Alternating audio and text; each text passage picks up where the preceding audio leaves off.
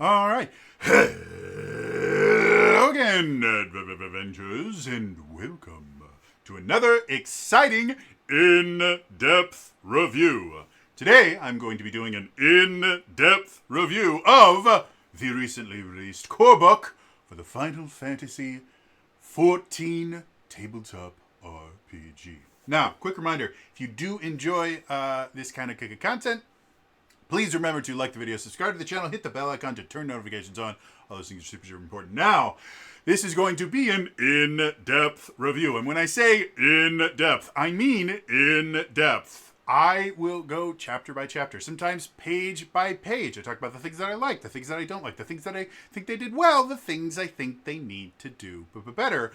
But unfortunately, that takes a long time. And a lot of people don't want to sit around and watch like a 1.5 or 2 hour long video just to figure out if they want to purchase something. So I always start off my videos with a section that I could call "Should You Buy This?" And I separate potential buyers into 3 different groups. The first group is a group that I call players. Players are people that are going to be primarily, not exclusively, but primarily sitting down at a table and playing a single player character. Obviously, they're going to have different needs than the other groups. The second group is a group that I call GMs. GMs are going to be primarily, not exclusively, but primarily sitting at the table and running the game. They'll be playing the NPCs, designing the scenarios, etc., etc. And they have different needs into the things than the players do. The third group is a group that I like to call Lorehounds. Lorehounds may never sit down at a table and play a game, but they're really interested in the world and the lore of the tabletop RPG. So obviously they have different needs in the other 2 groups. So, should you buy this? Well, let's find out.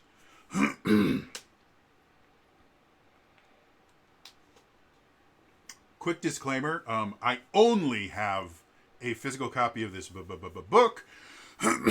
Normally, when I do these in-depth reviews, I have a digital copy of the book so I can have it opened on my very, very large television that I use as a monitor for my computer, and allows me to jump between pages very, very quickly. Because I only have a physical version, this might be kind of a weird review because I will keep basically looking down at my crotch. Which is where the book. They're the book, so yeah. Anyway, so let's get into should you buy this book. The first group: should players buy this book? So, if anyone doesn't know, I'm a huge fan of Final Fantasy XIV. I've been playing since just before the Heaven's Word expansion, which was the first expansion for the game. I love it. So in that aspect, I do have a slight bias. That being said, from a player perspective, obviously with this being a core book, if you want to play the Final Fantasy XIV TTRPG, you've got to buy this book. So that's kind of the initial caveat of, oh, well, do you want to play the game? Then buy the book. I just remembered I don't have the link up that tells me exactly how much this stuff costs. Because I'm still trying to figure out how to do this with a physical book. All right. And there. All right, there we go. You need to have a price point for this. And it's sold out, too. That's amazing. All right. We'll get to that. So, obviously, if you want to play this game, you need to get the core book. So, is the core book worth it right now for players? So, probably one of the most, I guess we can call it interesting things about this TTRPG is, in my opinion, it's not a TTRPG. And what I mean by that is when you are creating your character, you don't actually create a character. you create an avatar effectively. You kind of decide what your character looks like. It has no effect on how the character plays. Like your race choice, no effect on how the character plays. And then when you choose your class, each class has multiple leveled versions of it. You have a level 30 version. You have a level 40 version. Here, let me go to the character section so I don't forget these. So, yeah, you have a level 30 version. You have a 40, a 50, a 55, and a level 60 version of every single class. And each one of those versions of the class has a set number of abilities that you can use in combat. And that's it. There are no choices to be made when you could create your character, as far as just once you choose your class and your GM tells you what level adventure you are playing, that's it. Your character is effectively done. You do have some other aspects, profile traits and titles, which are remarkably minor things that are still kind of from a drop-down list. Titles specifically are from a little drop-down list that will give you some minor bonuses, but that's really it. You're effectively, even if you play a quote-unquote custom character, you are playing a pre-built character in, for the most part, pre-written adventures. There's no bestiary in this book, and there's only like maybe a dozen different monsters that are in this book.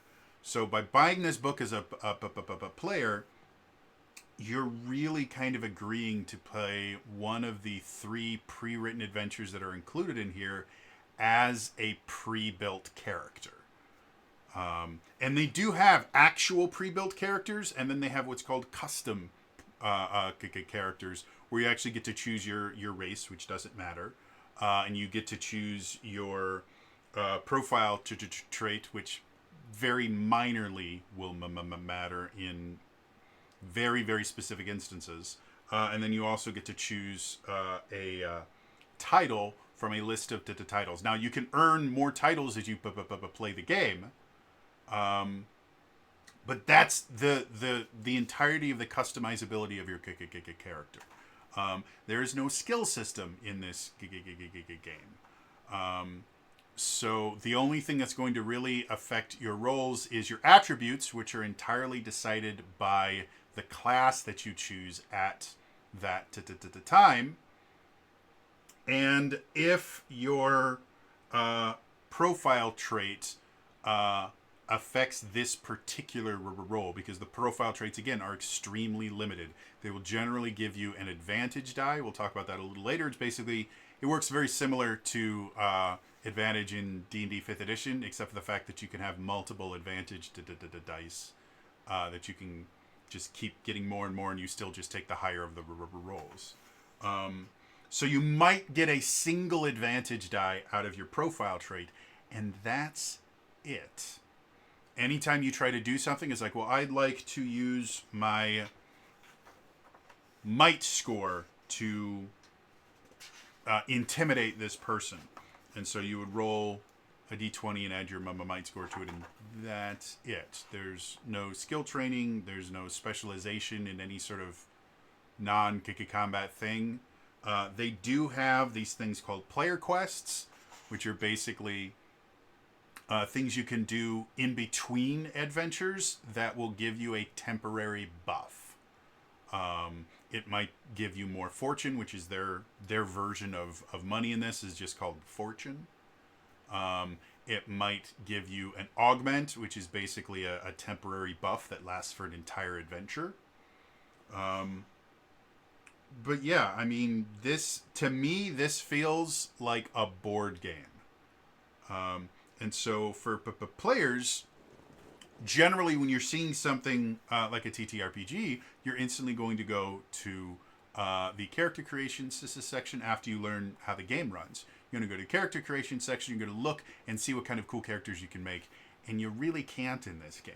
You basically can just play the characters that they created for you, and then kind of go. They do have the Holy Trinity in here. You have tanks, healers, and DPS.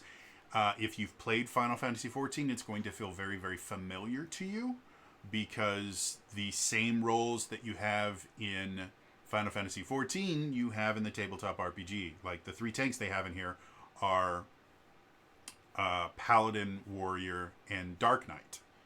The 3 healers that they have in here are Astrologian, White Mage, and Scholar.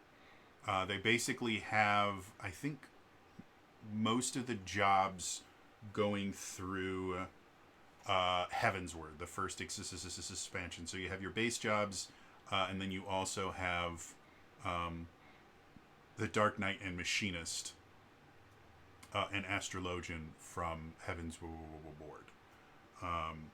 So, yeah. As far as should players purchase this, the core book is currently sold out, and it's $70 on its own. For $70, you are effectively getting a board game without a board. In the back of the book, I'll show these off real quick.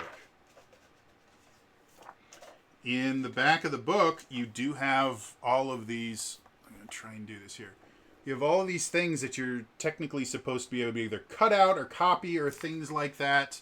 I'm not a big fan of core books, physical books that require you to physically copy things out of the book, because copying things out of a bound book is a pain in the ass. I would much prefer them to have like tearaway pages, and you can't actually like cut these out, because on the opposite side is completely different things. So it's not like you could use these as markers. You have to basically go into like a Kinko's or Office Max or something and copy these on your own, which is not going to be anywhere near as nice looking as what you have here.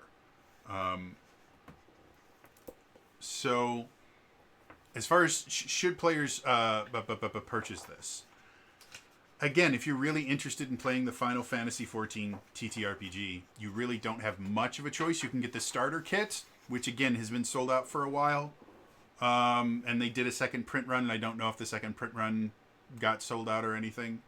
But it's a $70 board game without boards. And I have a hard time recommending, based on what is in this book right now. For players, there's really not a lot in here for you. If you want to play their version of a paladin or a monk, then yeah, you can. But if you wanted to create your own character to explore Eorzea with, this really isn't the game for you. Combine that with the fact that we'll talk about this in the GM section, but there's no bestiary in here. There are no rules for making monsters. There's no rules really for designing encounters or anything like that. This is, again, the reason I call this a board game without a board. This basically requires you to run the pre-written adventures, and the pre-written adventures themselves are effectively dungeons from Final Fantasy XIV. You go from one area to another, have an encounter, then go to the next area to have another combat encounter, and then you eventually go through. Now, as a board game, it's very, very interesting. I actually like a lot of the systems in here, but that's all it is. It's a combat simulation board game. And for $70, I just don't see it as being worth it. If they come out with a digital version that's like half the price, I might be able to recommend it. Or if another book comes out that actually either expands the systems or at least gives enough that allows GMs to create their own custom content. Because I could use this basic combat simulator. I could use this to run a really interesting TTRPG campaign. and have my players have a lot of fun in it. I would have to homebrew a few different systems, but as long as they gave me stuff like a bestiary and maybe some guides on how to create encounters and stuff like that, I could probably run a pretty cool TTRPG out of this that would be somewhat linear, but not horrible. But what is included in this book is not enough to do anything but run the three little mini adventures that are built into this. And that's kind of what this game is designed around. It's designed around one shots. It's not designed to be. It's not designed to create a campaign around or anything. Anytime you change jobs, they just say, "Yeah, just make a new character sheet for your character. You've changed jobs, so just make a new character sheet." So yeah. So as far as players, do I recommend picking this up? Not right now. For $70, it's just not worth it. There's not enough here to justify $70. Wait till it goes on sale, if it ever does. Wait till they release another book that actually has more to it. On their website, they mention a Game Master's Giga Guide for it. Maybe the Game Master's Guide will have enough expansion to it that you can actually run a tabletop RPG. But yeah. Moving on. The second group. Should GMs buy this book? As I mentioned in the player section, the Final Fantasy XIV TTRPG is a board game without a board game. What I mean by that is the character classes are entirely pre-built. There are no choices that you can make. Once you choose your character class, that is it. Your race doesn't matter. You do get to choose two things for your character. You get a profile trait and a title. And a profile trait is basically, it will give you an advantage die, which works very similar to D&D 5th edition advantage. The big difference being you could have multiple advantage dice. So you could have two advantage die, which would mean you would roll 3 d20s and take the highest of those 3. And then your titles will give you like a buff, effectively. Like one of the titles is Sprinter, which means when you take the sprint action, you can move 3 additional squares. Those are the only two choices that characters that players get to make when they're building their characters, and then everything else is just, this is the pre-built character we have for you. As far as running a game in this, there's actually an entire section, Chapter 11, called The Lands of Eorzea, that has a ton of lore that would be exceptionally useful in running your own Eorzean-based campaign. But there's nothing in this book that tells a GM how to create their own scenarios. There's no bestiary in it, so you can't... They don't tell you how to create your own monsters. They just kind of tell you how to read monster stat blocks, the very limited number of monster stat blocks that are in this book. And then they give you 3 scenarios that you can run. And that's it. The other thing, especially for GMs, that's really rough about this TTRPG, it's not just like recommended that you use a map and mini. You have to use maps and minis because part of combat encounters is they put markers. If you played Final Fantasy XIV, you will be familiar with markers. There's various markers that will appear when you're in combat encounters, and each one means something different. There are stack markers and danger markers and all these other things, and they're very interesting, and they make for a very fun video game. And without having actually played one of the scenarios, I can't say how effectively they translate to TTRPGs, but I like the idea behind it. The idea of telegraphed moves and the things like that to create the need for the players to pay attention as far as what's happening. However, what that means is anytime you're running this game, because nothing in this book is available for you to actually use. It's all in there for you to copy, and most of them are not like the maps and stuff that they have in the book are not the right size. You actually have to copy them and then make them larger in order to be able to use them as standard maps and the things like that. So because of that, running this as a GM is not only going to cost you the $70 it costs for the book, it's also going to cost you either the money or the time to either recreate all the maps and all the markers and everything yourself in like Photoshop or in map making software, the things like that, or you're going to have to go out to or purchase your own copy machine and actually put the book physically into a copy machine, copy it, and then modify those things, whether you're scanning them digitally so you can modify them on your computer, or you're literally going to a copy machine and going, make this 170. And they have things in there where they go, yes, if you copy this at 170% magnification, it will work. So they tell you exactly what settings you need to do to get it to the correct size, but it means that, again, there are additional costs to running this as a GM that don't exist in really any other tabletop RPG I've ever seen. Even something like Pathfinder, or D&D, the third edition or anything, where while they don't say that you need maps, you need maps. Fourth edition, they outright, use maps. There isn't as much of a financial investment because they kind of expect you to kind of draw your own maps using graph paper or using a wet dry erase board. And so any maps that you would get in a especially if you go with something like, you guys can't see it really well, but way down there, I have the Madness of Gardmore Abbey, which was the final D&D 4th edition adventure that they released. And it comes with maps. Like, the maps are fully printed, they're fully color, and they're the right size. So I can just pull them out and use them. And it's really cool and fun. And I like that. That's not what happens in the Final Fantasy 14 TTRPG. They expect you to do extra work just to run the pre-written adventures that they already have.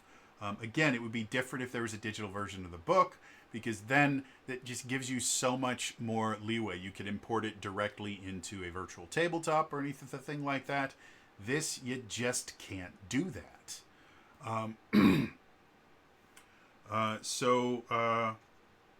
Again, there's some interesting stuff in here. The actual battle mechanics and everything in there are interesting and fun,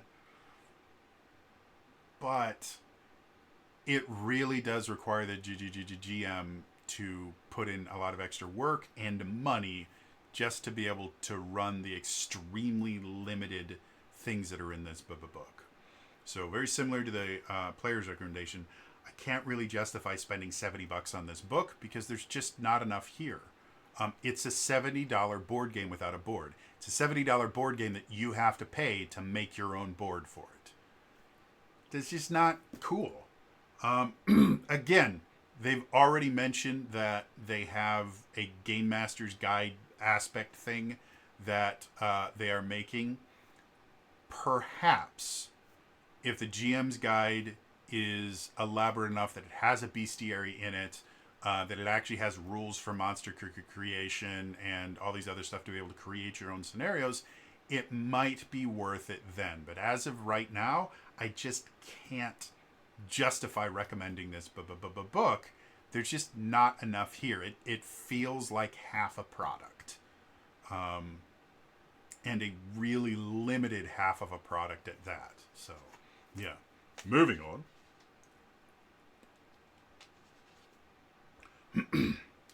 The third group. Should Lorehounds buy this book? Compared to players and GMs, there's significantly more in this book for Lorehounds than any other group. the races chapter. There are no mechanical benefits to your race in any way, shape, or form. So the races chapter is entirely lore. Each job has a little bit of lore attached to it that's kind of interesting, and then a lot of mechanics. Chapter 11, The Lands of Eorzea, is just lore. And then the scenarios themselves, they have a plot that you can actually read the scenario and actually follow it relatively well. There's very little choice built into the scenarios. They're basically just go from one place to another. There aren't really any branching paths. There's no kind of decision points. You basically are told where to go to kill a thing, and then you go to the next place to kill a thing, and that's how it goes. So because of that, you can read through them and get the story relatively well.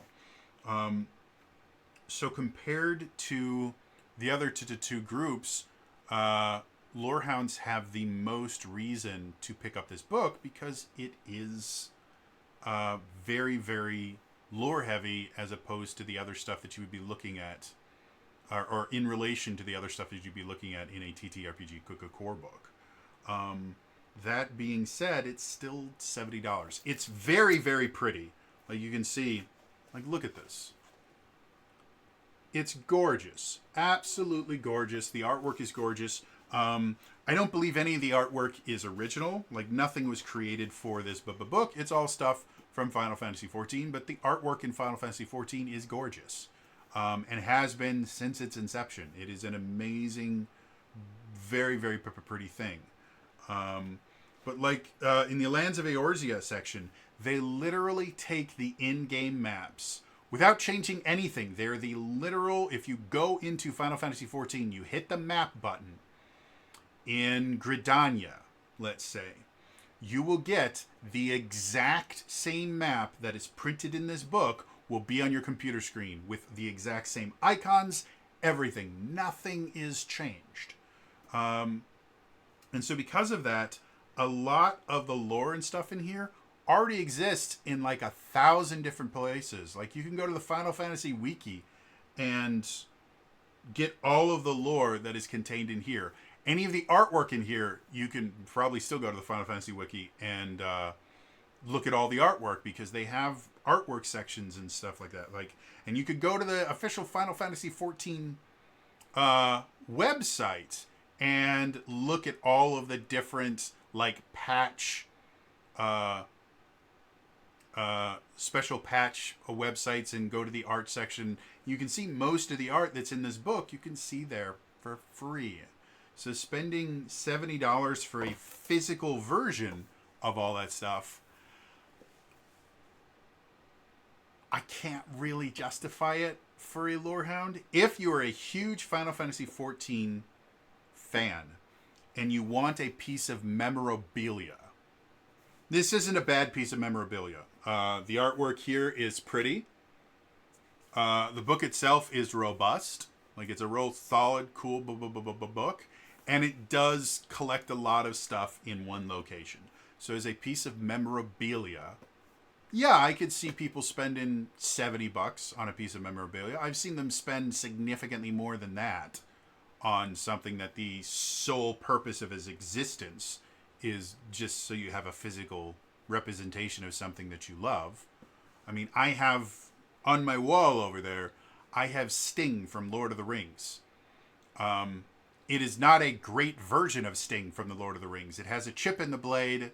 The handle itself is not secured very well, and so it jiggles a little bit. I spent more than $70 on that. So as a piece of memorabilia, I guess I could justify $70. But as a recommendation to Lorehounds, I just can't recommend spending $70 on this book, which I guess is a good thing because it's currently sold out. You can't buy it. So, yeah. Moving on. So, quick recommendation recap for a first time ever in me doing one of these in-depth reviews, it is 3 no's. For players, this doesn't really play like a TTRPG. It plays like a board game without a board. For players, you're not going to be able to build your own character. You're going to be able to play a pre-built character, even if you use their customization rules. So it's really a no for me. For GMs, again, it's a board game without a board, and they're expecting the GM at their own expense to build the board for the players. So in addition to buying the book, you also have to spend either money or time creating the board for them to play this board game on. So I can't really recommend it. And then for Lorehounds, yeah, there's a decent amount of stuff in here. The artwork is very pretty, but none of it is unique to this book. It all comes from Final Fantasy XIV. All of the artwork, all of the lore that is contained in here exists for free on the internet somewhere else. So unless you're a massive Final Fantasy XIV fan and you want a piece of memorabilia, I can't justify spending $70 on this, which is really sad because I was exceptionally excited for this book when it was announced, and it's really upsetting that I can't recommend it to literally anyone. So anyway, if you just came here to figure out if you want to pick up the book, thank you so much for tuning in.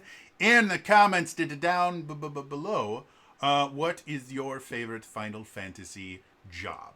It doesn't have to be from Final Fantasy XIV, though the majority of jobs that exist in Final Fantasy exist in Final Fantasy XIV, with a few exceptions. But yeah, let me know. What's your favorite job from Final Fantasy, the series in general? In the comments down below. Otherwise, it is time for us to step into this in-depth review. Now, as a reminder, this is an in-depth review. And when I say in-depth, I mean in-depth. I'm going to be going chapter by chapter, sometimes page by page. I'm going to talk about the things that I like, the things that I don't like, the things I think they do well, the things I think they need to do but better. But that means these videos get really, really long. So for every single one of these videos, I always put in timestamps. Use the timestamps. Now, YouTube would prefer me to say, no, watch the entire thing all the way through. Watch it 7 times in a row. But it's just not viable, especially not since most of these videos get 1.5 hours, 2 hours long, sometimes longer than that. So feel free, jump around to the sections that you find most interesting or you think are going to be most valuable to you. Watch one part, come back later for the next part. Whatever is easiest for you, that is what the timestamps are for. So that being said, let's dive in to this in-depth review.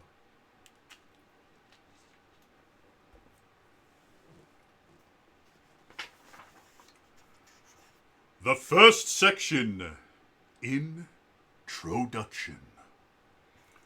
So, every single TTRPG core book has an introduction section, and this one's no different. As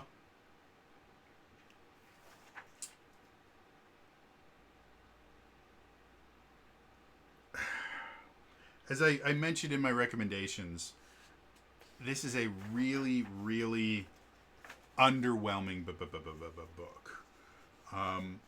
The introduction, unlike a lot, like if you look at an Essence 20 introduction, a lot of times they're done in universe. You have somebody from the franchise kind of explaining what's going on. They explain, what is a tabletop RPG on that. Here they do have a section that is 3 paragraphs long. Is what is a tabletop RPG?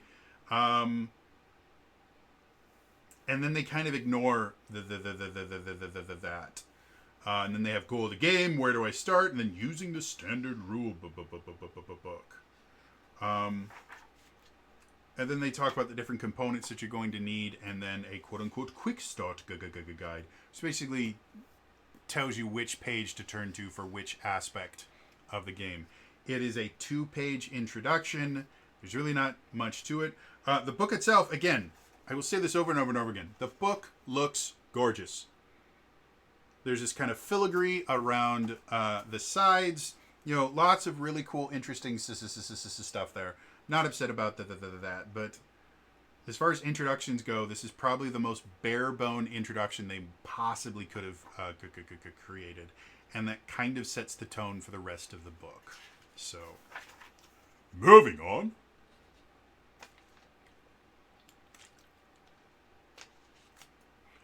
Chapter 1. Getting Started. This technically is what a lot of introductions in most TTRPGs would be as well. They just created an additional chapter to kind of tell you the same things but in more details. They start off with common used terms. So things like Game Master, enemies, dice, adventurers, player characters in parentheses, NPCs, non-player characters in parentheses. And then they talk about the Golden Rule, which is basically the people at your gaming table are friends with whom you're collaborating to create a story. Basically saying, hey, we're all here to have fun. This is not us fighting against each other to try and win. And then they have things like making checks, and they talk about challenge rating reference table, which I generally tend to enjoy. Having something where it says, hey, yeah, if you need to figure out on the fly a DC for something, here is the challenge rating reference table, which I think might be identical to the D&D 5th edition challenge rating table, whereas an easy challenge is 5, average is 10, hard is 15, very hard is 20, extremely hard is 25, nearly impossible is 30. It's very similar to the 5th edition. However, the big difference is in 5th edition D&D, you have significantly higher modifiers, because you can have proficiency and you can have expertise into the things that doesn't exist here. So something that's nearly impossible, I don't think it's possible to roll a 30 no matter what you do. You can't have a plus 10 to any roll that you make. It's just not possible. So nearly impossible is technically impossible. And that kind of explains the rest of this book, where they kind of take things that exist in other tabletop RPGs without really understanding that because they use a unique rules system, they're not technically going to work the same way. So yeah, and then they talk about the advantage dice and penalty system. Basically, instead of advantage, disadvantage, what they have is advantage dice, which is you roll an additional d20 and take the higher roll, and you can have multiple advantage dice. That's something that I like. The D&D 5th edition version, where it's either you have advantage, you have disadvantage, or you're neutral, is great for simplicity, but it makes it more difficult to reward players for interesting ideas and things like that. The advantage dice system makes it slightly easier. You can just keep giving them advantage dice. And it means if they have advantage from another source, the additional advantage is not just wasted. So that in and of itself, cool. The penalty system is, instead of having disadvantage, you just get a flat number that will be a penalty to your roll. The example they have here: a warrior is suffering from a -3 penalty to strength checks due to the effect of an ability, and a -2 penalty to all checks due to the slow enfeeblement. This adventurer attempts to hold up a collapsing wall, which requires a strength check with a CR of 15. The player rolls a d20, which lands on a 16. Then they add their adventurer's strength, +4, for a total of 20. Because both penalties mentioned above affect the roll, they apply the larger of the two, -3, reducing their total to 17. Even with the penalty, the warrior succeeds and is able to keep the wall from crushing their allies. So the way that penalties work effectively, you can have multiple penalties, but they don't stack. Whichever one is the biggest is the one that's going to affect you. If they did stack, as you saw here, they had a -3 and a -2. If they did stack, it would have brought them all the way down to 15, which they still would have succeeded, but just by the skin of their teeth. There are no degrees of success in this game, so it doesn't matter if you meet the CR or you exceed it by 400. You either succeed or you don't. And you can have both advantage dice and penalties. You resolve the advantage dice first, then you add in the penalties. So yeah, I mean it that is the most complex that this game gets as far as out of combat stuff. Is just, hey, you can roll multiple d20s, and every so often you'll subtract a number after you add everything up. That's it. So yeah, like I said, it's weird in that. Then they go to the adventures section where they basically talk about the different flavors of jobs. You have tanks, healers, and DPS. They talk specifically about, hey, can I be the Warrior of Light? That's the player character in Final Fantasy XIV. One of the things that I find really, really fascinating in this is they mention the Warrior of Light is a single individual, which is what it is in Final Fantasy XIV, kind of. But the way that they kind of explain how you are getting into groups with multiple Warriors of Light is when that happens, you're actually pulling reflections of the Warrior of Light from other realities, effectively. And they explain that in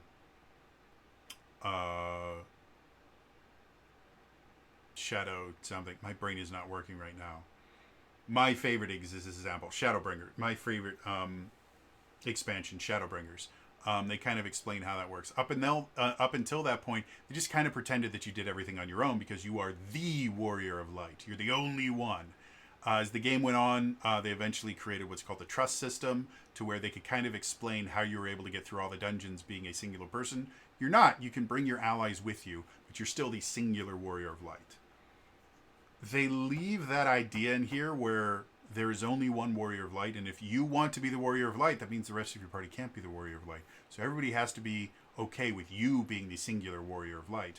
However, it doesn't give you any mechanical benefits. Okay. Fine, I'm okay with that. But if we look at the history of Final Fantasy, the Warriors of Light have almost always been a party, not a singular individual. Like if you look at Final Fantasy 1, the characters themselves are just referred to as the Warriors of Light. So I don't understand why they wouldn't adopt that in here. Like it's one of those things that just, this would have been a very, very simple place where you can go, hey, the TTRPG is going to be its own thing because it's a TTRPG and not a video game. And it could have been, yeah, you are all Warriors of Light.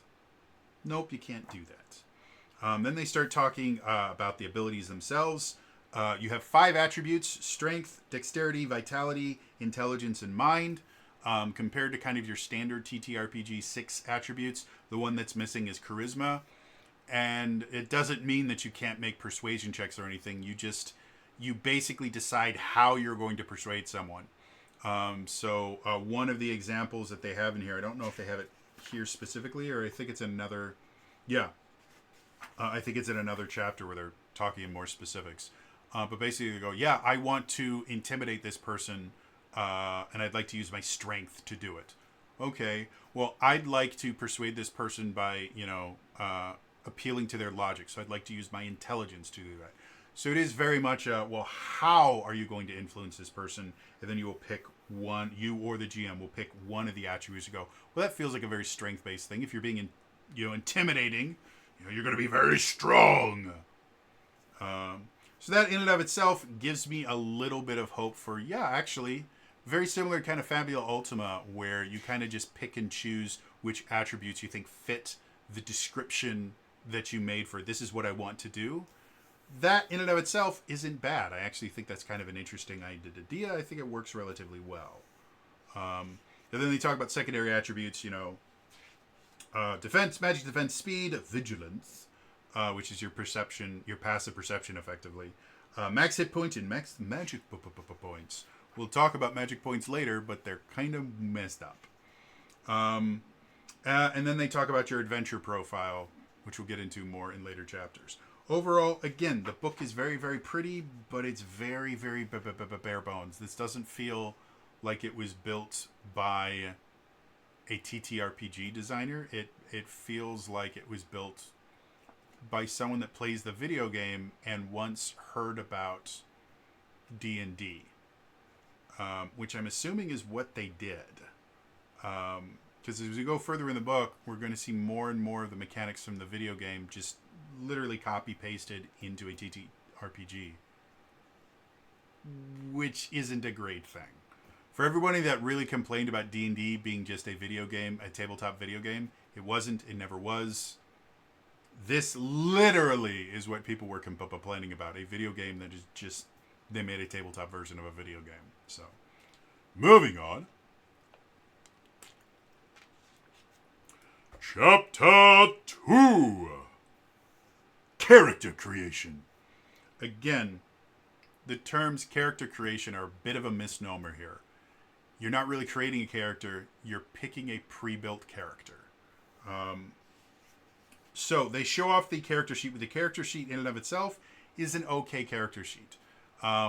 Because so much is pre-decided for you, the character sheet is not great in kind of explaining everything. You are going to have to add everything in here. Like, they do have a section for strength, dexterity, vitality, all that stuff. But unlike on like a 5th edition character sheet where you have like a spell book page where you can write down your spells and the levels and how many slots you have and stuff like that.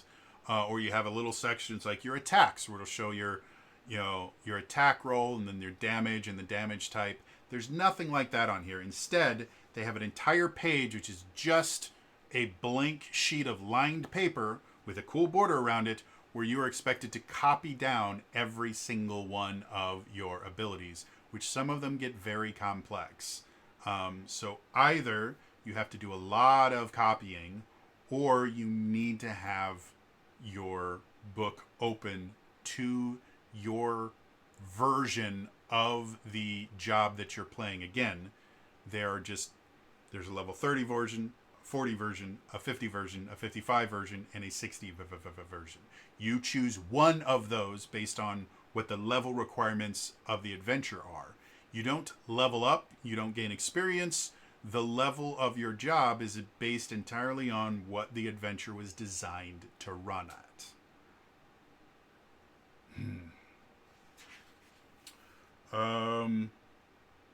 Yeah. So as we go into character creation, they do this. That is the character creation screen from Final Fantasy XIV Online. Like, if you go download Final Fantasy XIV Online right now, it's they have a free trial that goes all the way up through something. I can't remember where it stops right now, but you can go through a massive portion. It might be up to Shadowbringers now. I can't remember. You can go through a massive portion of the game 100% free. You don't have to pay a dime. There's no subscription for the free trial. You can play a vast amount of the game for free. So if you go and you download it, you will literally see this character. This is the default character. And that's how you could create your character. And very similar to the online RPG, your race doesn't really matter. For the most part, it's just a visual thing. And later on in the online game, you can actually change your race. You can change your appearance and all those things. They have items that allow you to do that. So yeah, they talk about creating adventure. They talk about using a pre-made adventure, which again is a bit of a nomer. All the characters in this are pre-made. Just some of them have their profile title or profile trait and their title pre-chosen for you, and their race pre-chosen for you. But other than that, they also talk about appearance and glamour.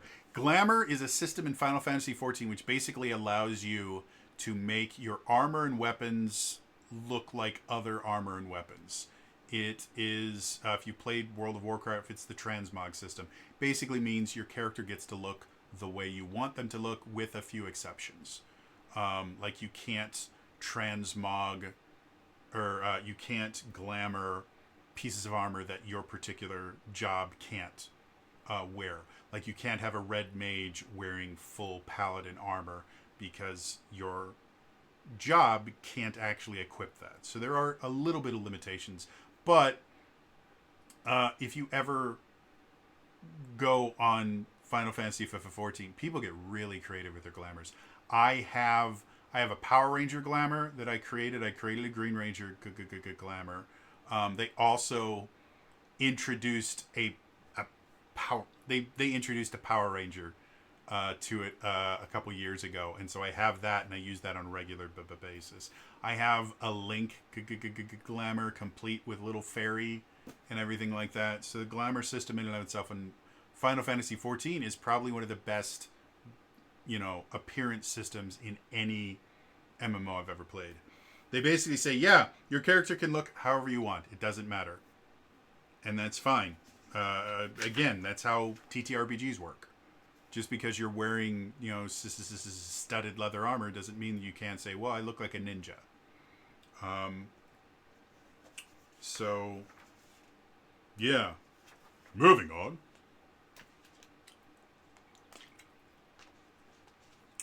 Chapter 3. Profiles. This is another thing that kind of annoys me. Profiles are a thing in the TTRPG. You have a little character card kind of thing. And so, because there is no skill system in this game, they had to create something that gives you the appearance that you could do something other than combat. And that's where these profiles come from. So basically, you create your concept and backstory, which is how most TTRPGs start. Then you choose a profile trait, then select a starting title, and then you kind of flesh out everything else. As I mentioned before, profile traits in and of themselves are not a bad idea. There are other games that use similar mechanics. If you played 13th Age at all, they have a similar kind of mechanic where you have your skill system is basically these kind of little phrases that you can invest points in, and if that phrase applies to this, you get to add that. Or Lancer does this. This is the same thing where you have something like apply fists to faces, and you have a +2 to that.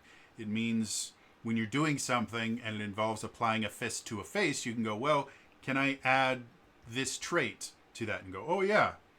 So it's kind of similar to how a profile trait works, where it's a very specific thing. But again, the only thing that a profile trait does is it generally will just give you advantage on a very specific check. Some of the examples they have: receive 1 advantage die on checks involving native flora in forests at night. That is the most limited version of a skill system I have ever heard of.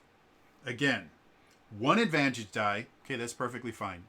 From a statistical standpoint, somebody ran the numbers. Rolling with advantage is effectively the same as giving someone a +3.5 to a roll. That's what it does mechanically.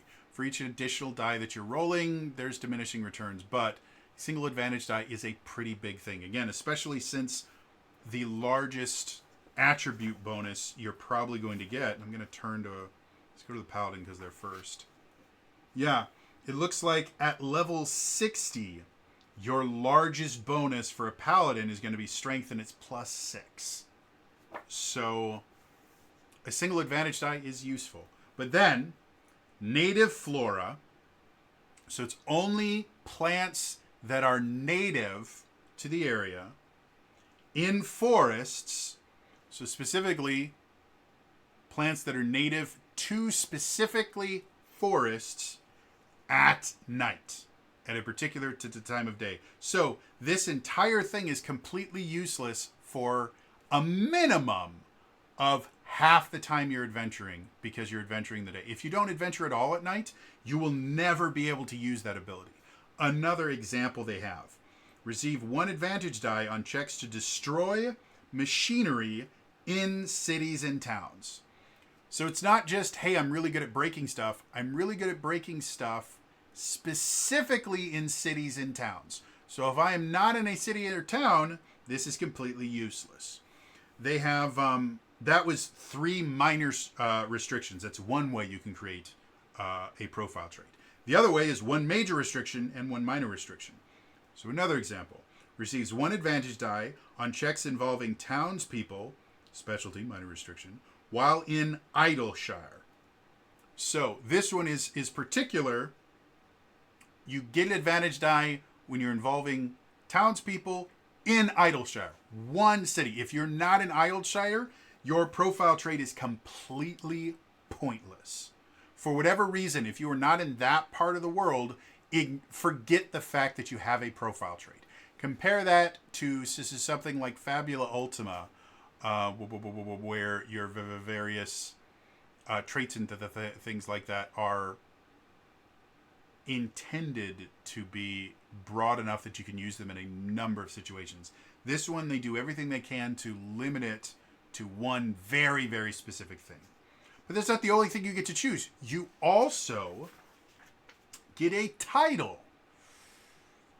And again, as you adventure, the scenarios in here, they actually have titles that you earn at the end of the adventure, which again is taken directly from Final Fantasy XIV. You have titles in there.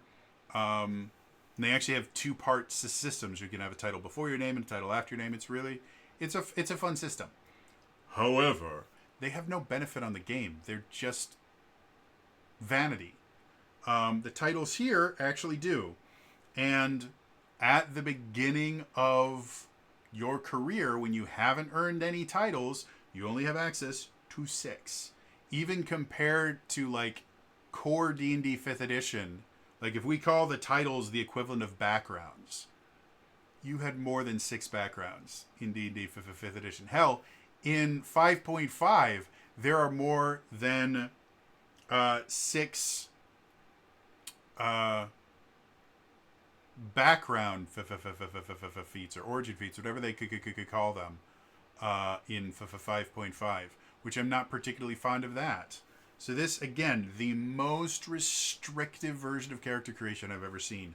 And, for example, one of the titles is Alert.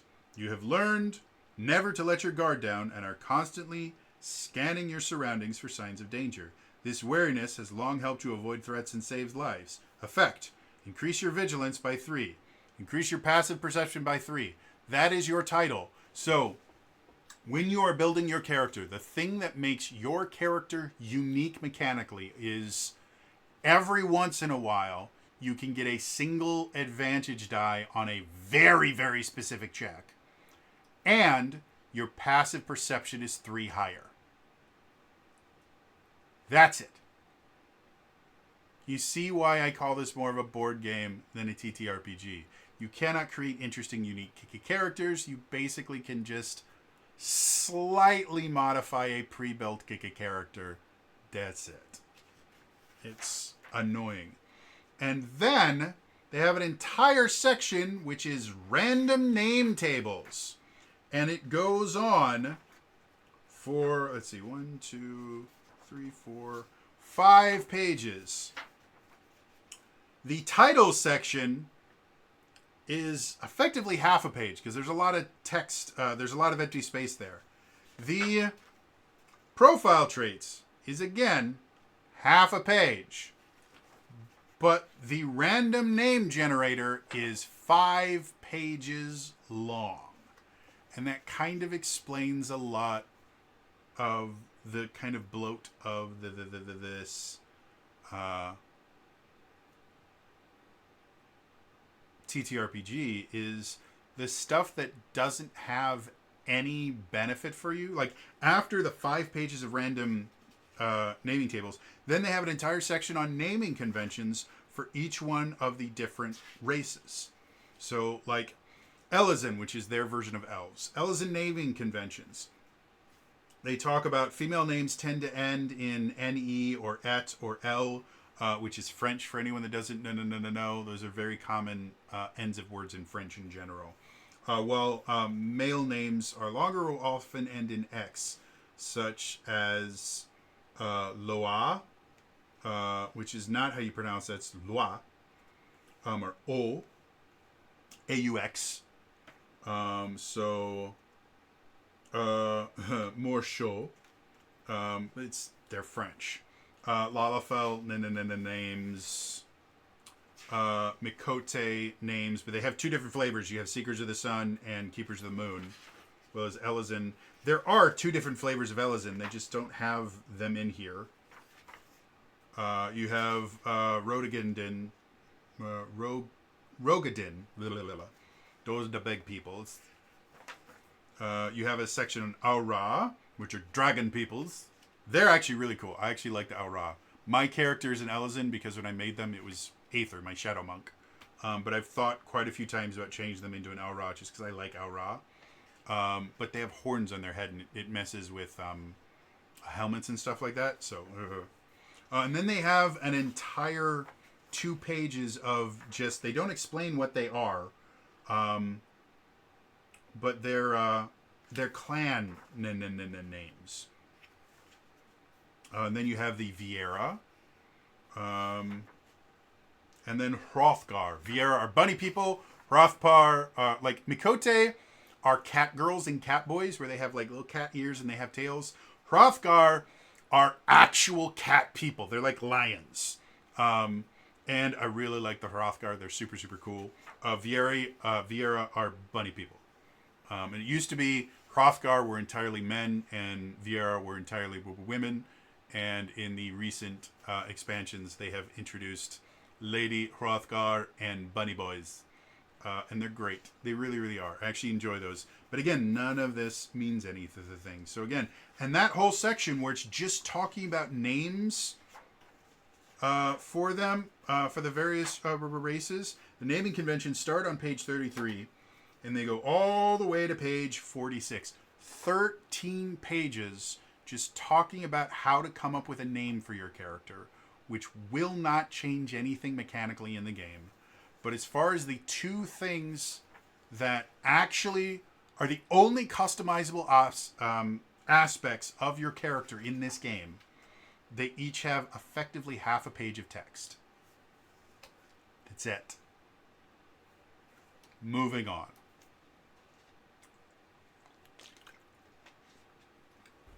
Chapter 4. Races. Now this is another thing that I find really weird. The profile section could have ended after they spent the 2 little half pages of text explaining how to do your profile trait and your title. And then all the naming conventions, in most TTRPGs, the naming conventions will be part of the races chapter. I think they put them in the profile chapter, first of all, because it'll show up on your profile. Second of all, they needed to pad out the profile section to make it sound more important than it was. It really is kind of a pointless aspect of your character. But they need something in here to make it seem like there are aspects of your character you actually get to choose. So for the races chapter, all it is talking about the various races, and each one, again, gets barely half a page of text. They talk about the Elizin. The history of the Elizin is in 1 paragraph. Then they have a paragraph on the Wildwood Elizin and the Duskwhite Elizin. For the Hure, which is their humans, they have, again, a single paragraph on the history of the Hure, then the Midlanders and the Highlanders, which are the different flavors of those. Same as the Lalafell, the Mikote, the Rogadin, the Aura, the Viera, and the Hrothgar. The more than half of the page is taken up with just artwork of the races, which is gorgeous. It's not that the game is not pretty, but there's just so little in this chapter. And then they go to the other races, which is basically all the non-player characters. And they talk about stuff like the Ixal, the Kobolds. These are all the beast races that you did deal with. Then they have things like the dragons, the Tengu, the Lupin. All stuff that are monsters that you fight in Final Fantasy XIV. None of which show up in this book as characters you can actually interact with. Because again, they don't give you that option. And then they say character classifications, and this really annoys me because these character classifications are basically monster types from D&D 5th edition, where you have this is an undead type or this is a humanoid type. But they call them character classifications, and in general, and this again is another thing that kind of makes me feel like this was written by people that play video games that once heard about a tabletop RPG, because in general, when you use the word character in most tabletop RPGs, that will almost when you just use the term character on its own, that will almost exclusively refer to player characters, despite the fact that there is a differentiation between player characters and NPCs, which are non-player characters. I don't think I've ever seen a TTRPG reference NPCs as characters. They reference them as NPCs. And so this character classifications, this has nothing to do with player characters. This is just monster types. You have beastkin, seedkin, scalekin, and then other things like void scent, elementals, chimeras. Again, they're monster types that, again, don't mean anything because there's no bestiary in this book. And it's not like you have specific abilities that can target certain monster types or anything. They do give kind of examples of stuff that will happen, like for void scent. Prior to its discovery as an actual existing realm parallel to ours, the void was simply an imagined place that ignorant peoples used as a convenient answer to questions they were unable to answer. Whither comes the unknown beast? The void. What causes the moons to wane? The void. However, it has since been proven to be a realm not dissimilar to ours, albeit one devoid of light, a trait that has given rise to terrible creatures who will stop at nothing to invade our realm and sup on our life-giving ether. So it does kind of go, yeah, if it's a void scent, this is kind of a... But even that doesn't really describe what a void scent is. Like, I know what a void scent is. A void scent is a creature that has been summoned from the void and come into our world generally through magic that causes problems. Void magic in general causes issues. Void scent are corrupting force. They are constantly... kind of trying to drain and consume the ether of anything around them because the void is ether is very, very limited. None of that's in here. So, yeah. That's that. Moving on. Chapter 5. Jobs. This is... the chapter that most players will open up to first, and it's not great because they don't explain how the system works before this. There's a later chapter they do that. I've complained about this over and over and over again, especially in the idea of Final Fantasy XIV, the TTRPG is a brand new system. You should introduce how the system plays before you introduce character options. I had to stop reading this chapter and go forward to figure out what any of this stuff meant, because it doesn't work like most TTRPGs. There are inspirations from, like, there's a lot of 4th edition in this, which I like. Again, I really, really enjoy 4th edition, but it doesn't quite work the same way. So the jobs, they talk about the roles. The idea that tanks deal with enmity, which is marking from 4th edition, but actually useful. In 4th edition, if you marked a creature and it tried to attack someone else, it got a -2 to its attack roll, which in 4th edition was not really that big a deal. Most monsters could still hit with that -2. Here, enmity is a -5 to an attack roll, which is really, really big, and depending on the flavor of tank that you're playing, you might be able to increase the enmity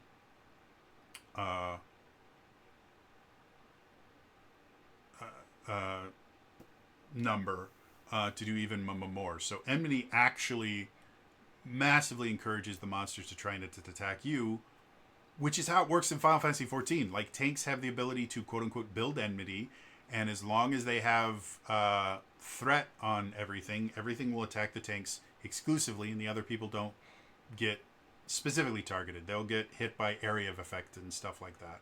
But that's how the game works, because The healer can't keep everybody alive. The tank is specifically designed to be able to mitigate damage and other things like that, so that the healer can keep them alive. You have to have, like they tell you specifically, you need to have one tank, one healer, and 2 DPS to play this game. Again, as much as in tabletop RPGs, the Holy Trinity has been a thing for a long time.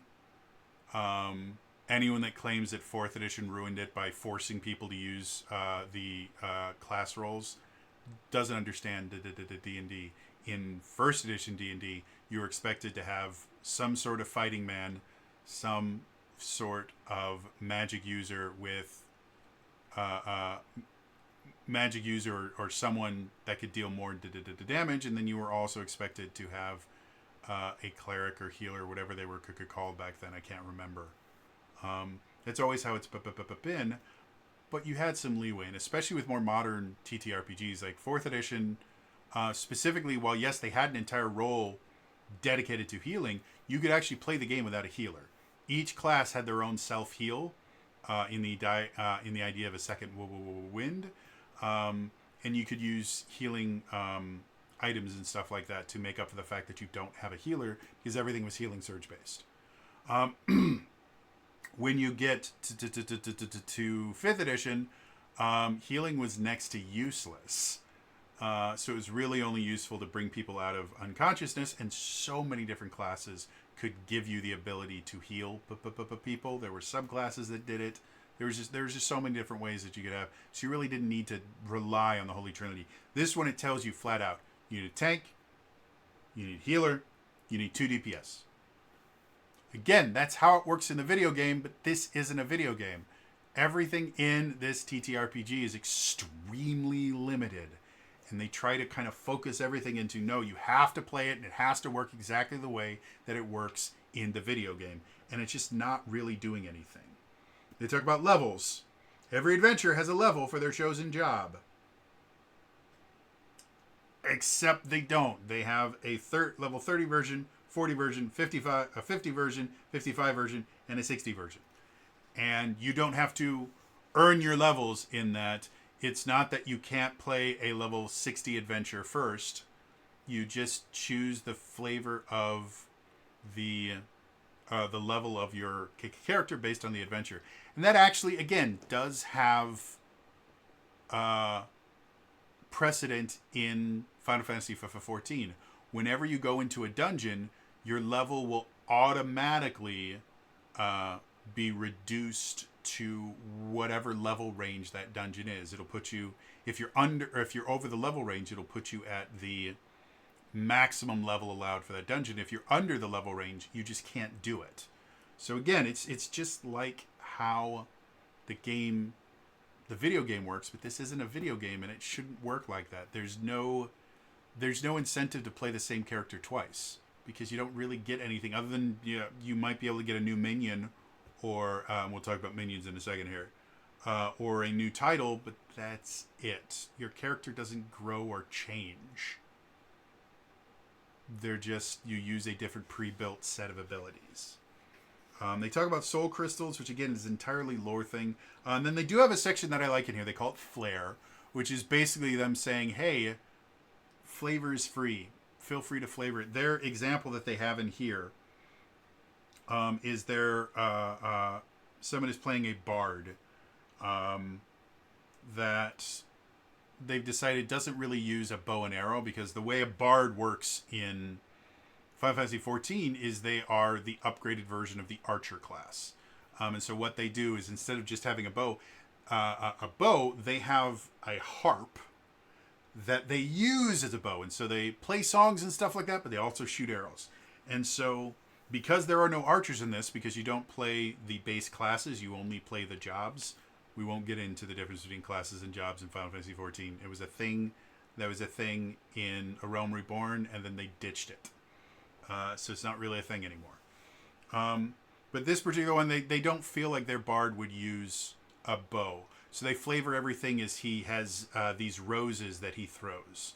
And so that's what the Flare is. It's reflavoring the class, which again is an extremely 4th edition thing to do. That was a huge part of 4th edition, was them just basically saying, yeah, mechanically this is how everything works. Flavor it however the hell you want.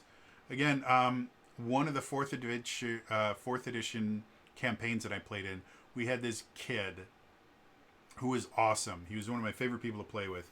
But he played a hybrid druid shaman. And his thing was bears.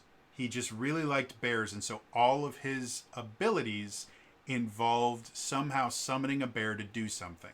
And because of how the shaman and the druid worked in 4th edition, he had come up with a way where you could summon a bunch of different creatures and things like that through various things. Like shaman got a spiritual little minion that they could move around, and it would have kind of passive effects that happened when you were near it. And then there were summoning aspects to 4th edition. They weren't the best thing in the world, but they worked adequately. And so he had figured out a way where he could have up to 7 bears summoned at any given time. And his basic attacks, like one of his attacks is basically snowball. Like that's what the at-will ability was you would basically kind of throw your, it was a shaman ability where you would basically throw your spirit minion at them. And when it hit them, it would do cold damage. And then the spirit minion would basically deploy next to the enemy. So it was one of the ways that you could get your spirit minion out and summon it onto the battlefield while actually do damage. He called it his bear cannon, where he would take a bear and he would put a little like bullet cap on him. And then he'd conjure this magical cannon and he would shoot his bear at the enemy, and it was so cool that it did cold damage. So it was. It was massively fun to play with. Like, I kid you not, as chaotic as it sounds, it was so much fun because every single time his turn came around, we would all stop what we were doing. Like, we weren't planning what we were going to do on our next turn. We weren't, like, checking our phones or anything. We would go and look and see what this Bearmancer was going to do next.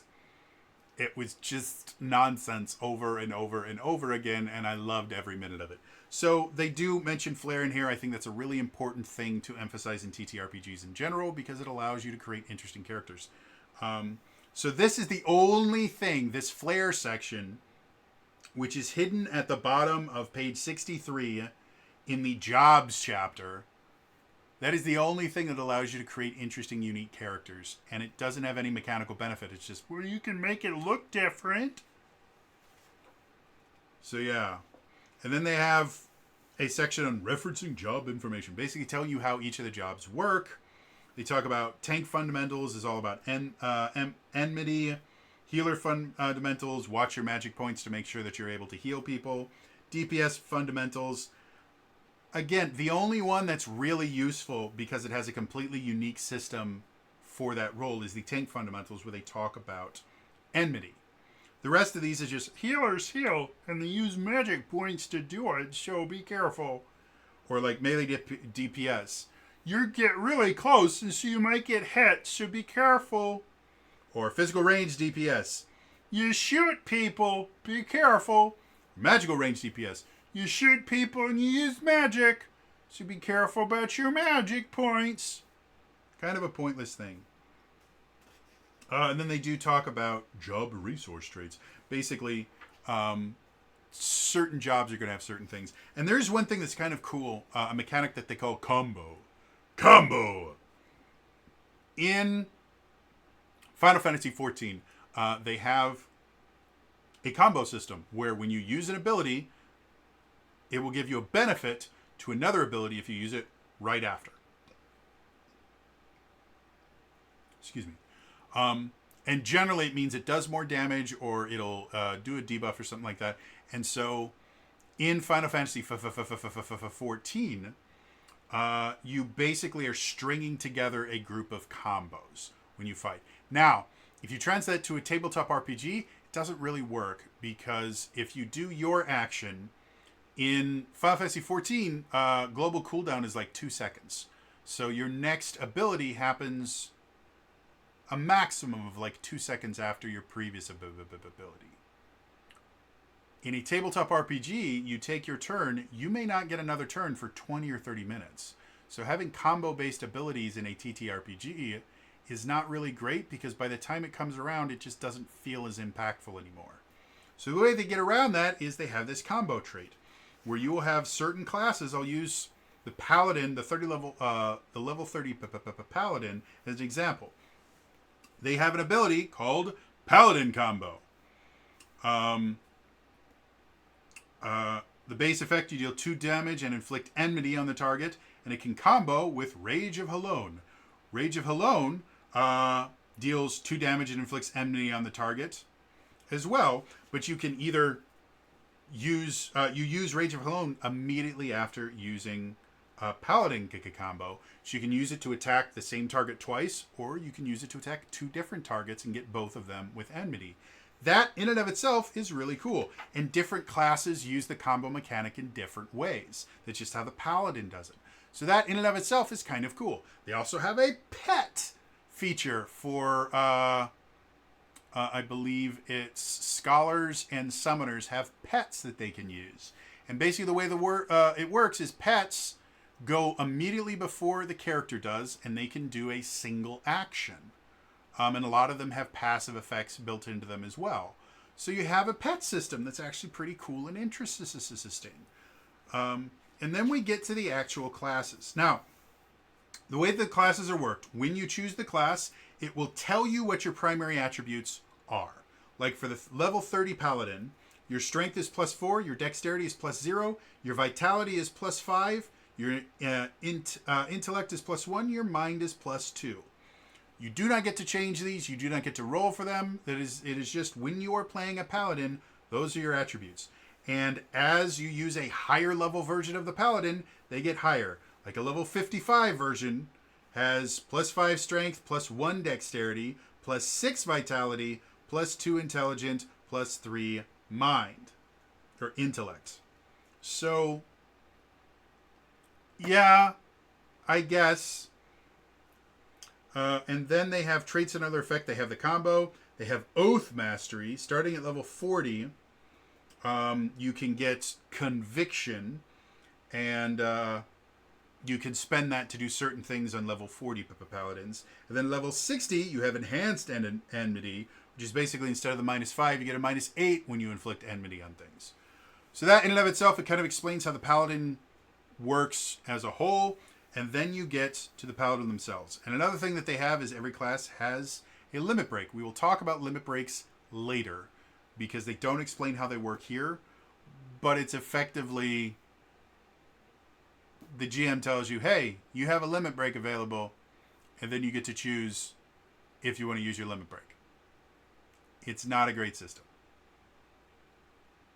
So your character sheet, the thing that explains what your character can do here, has 3 different groups. You have primary abilities, secondary abilities, and instant abilities. Primary abilities are your actions. Secondary abilities are your bonus actions. Instant abilities are effectively reactions.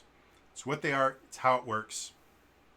And a lot of them work for the most part. You do have this thing we find out later because they don't explain it here. You can do what's called a focus action, which means you don't move that turn, and you can do a secondary ability. But that's really the biggest change. Each one of the abilities, that's another thing I find really fascinating about this.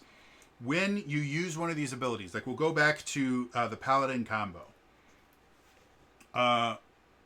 It is a primary ability, is a physical ability. The target is a single creature. The range is 1 square. So you have to be right next to him. And then the check is a strength check. So it's a d20 +4. And the challenge rating is the target's defense. That's all stuff that makes perfect sense. Then we have 2 different things here. We have a base effect and a direct hit. The base effect always happens. So even if you miss your attack, you will always do the base effect. For the Paladin combo, the base effect is deals 2 damage and inflicts enmity on the target and allows you to combo into Rage of Halone. The direct hit deals an additional 1d6 damage. So just by using the Paladin combo, it doesn't matter if you hit or miss, you are always going to do 2 damage and inflict enmity on them. There's never a time when you can't do that.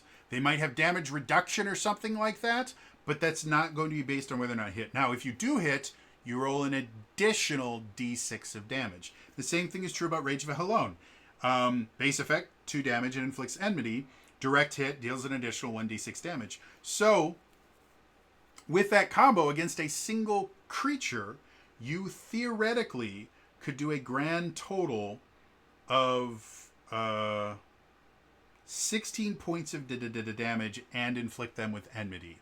Or you could do a maximum amount of 8 damage on 2 different creatures and inflict both of them with enmity. And there's also, you can move between combos. So that's pretty interesting, and that makes for an interesting thing. Also, there are no opportunity attacks as far as I can tell in here, because movement is a massive, massive thing in this, and preventing you from moving would break a lot of the systems in this. So the idea of going up to one creature, bopping them with Paladin combo, and then running away and going to a completely different creature and bopping them with Paladin combo is 100% a valid way to play this character, and there's no downside to that.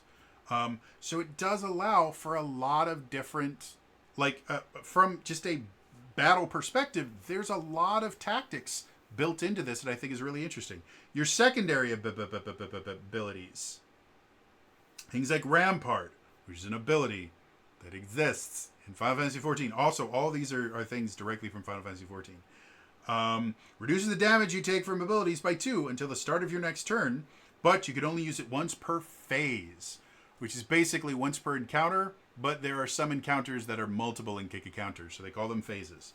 So you have encounter abilities. And that's your secondary ability. You also have Low Blow, which you can use as many times as you want. It just stuns a target for free. As your bonus action, you can just stun a target. Or, correction, your secondary ability. So again, there's a lot of interesting stuff. And then your instant abilities. The limitation on instant abilities, you can only use one instant ability per turn, not per round. So if a creature attacks you and does something on their turn, you can only use one instant ability. But there are things like Sturdy Shield. The trigger immediately after an ability check for an ability that targets you. Base effect. Increase your defense by 1d6 for this ability check that had triggered Sturdy Shield. Use this new value to determine if the ability scores a direct hit, and the limitation is once per round. So that particular instant ability, you can only use that once per round. But instant ability, you have a lot more instant abilities in there. So, yeah, it's, from a tactical perspective, this is a cool system, and I really, really like the system. And it gets more complex as you get to higher levels. The level 30 version of the Paladin has has technically 4 primary abilities, with one of those primary abilities also having a combo. But you can only use Rage of Halone as part of the Paladin combo. There's no reason you would ever not want to use Paladin combo. So technically you have 4 abilities, one of them with a combo. Your secondary abilities, you have 3. Your instant abilities, you have 5. When we go up to the level 60 version, for primary abilities, you now have 6, 2 of which have limited uses per phase. Your secondary abilities are now doubled up to 6 as well. And then your instant abilities, 1, 2, 3, 4, 5, 6, 7, 8, 9, 10. You have 10 instant abilities, a lot of them being limited to once per phase. But that's a lot of things. And that's in addition to also having your limit break. So, as a combat simulator, this is really cool. There's a lot of interesting things you can do to create interesting combat encounters with this. And like I said, they get a limited resource in what's it called for the Paladin? Your Conviction is your limited resource for the Paladin. The Warrior gets Wrath. for their limited resource. Dark Knights get a dark side effect. They also get this Walking Dead thing. Like, there's a lot of really cool things with the Dark Knight. One thing I'm less than thrilled about, the Dark Knight uses MP to power a lot of their secondary abilities. The way that magic points works is you have a maximum of 5 magic points. And at the beginning of any encounter, you have maximum magic points. So you have 5 magic points. Every Dark Knight ability, the only abilities that use magic points are secondary abilities. None of the instant abilities use any magic points. None of the primary abilities use magic points. But the primary abilities can restore your magic points. But because you can only use 1 secondary ability per turn, and the maximum amount of magic points you spend per turn is 2, there's almost never any benefit to using any of the magic point increasing abilities of the Dark Knight.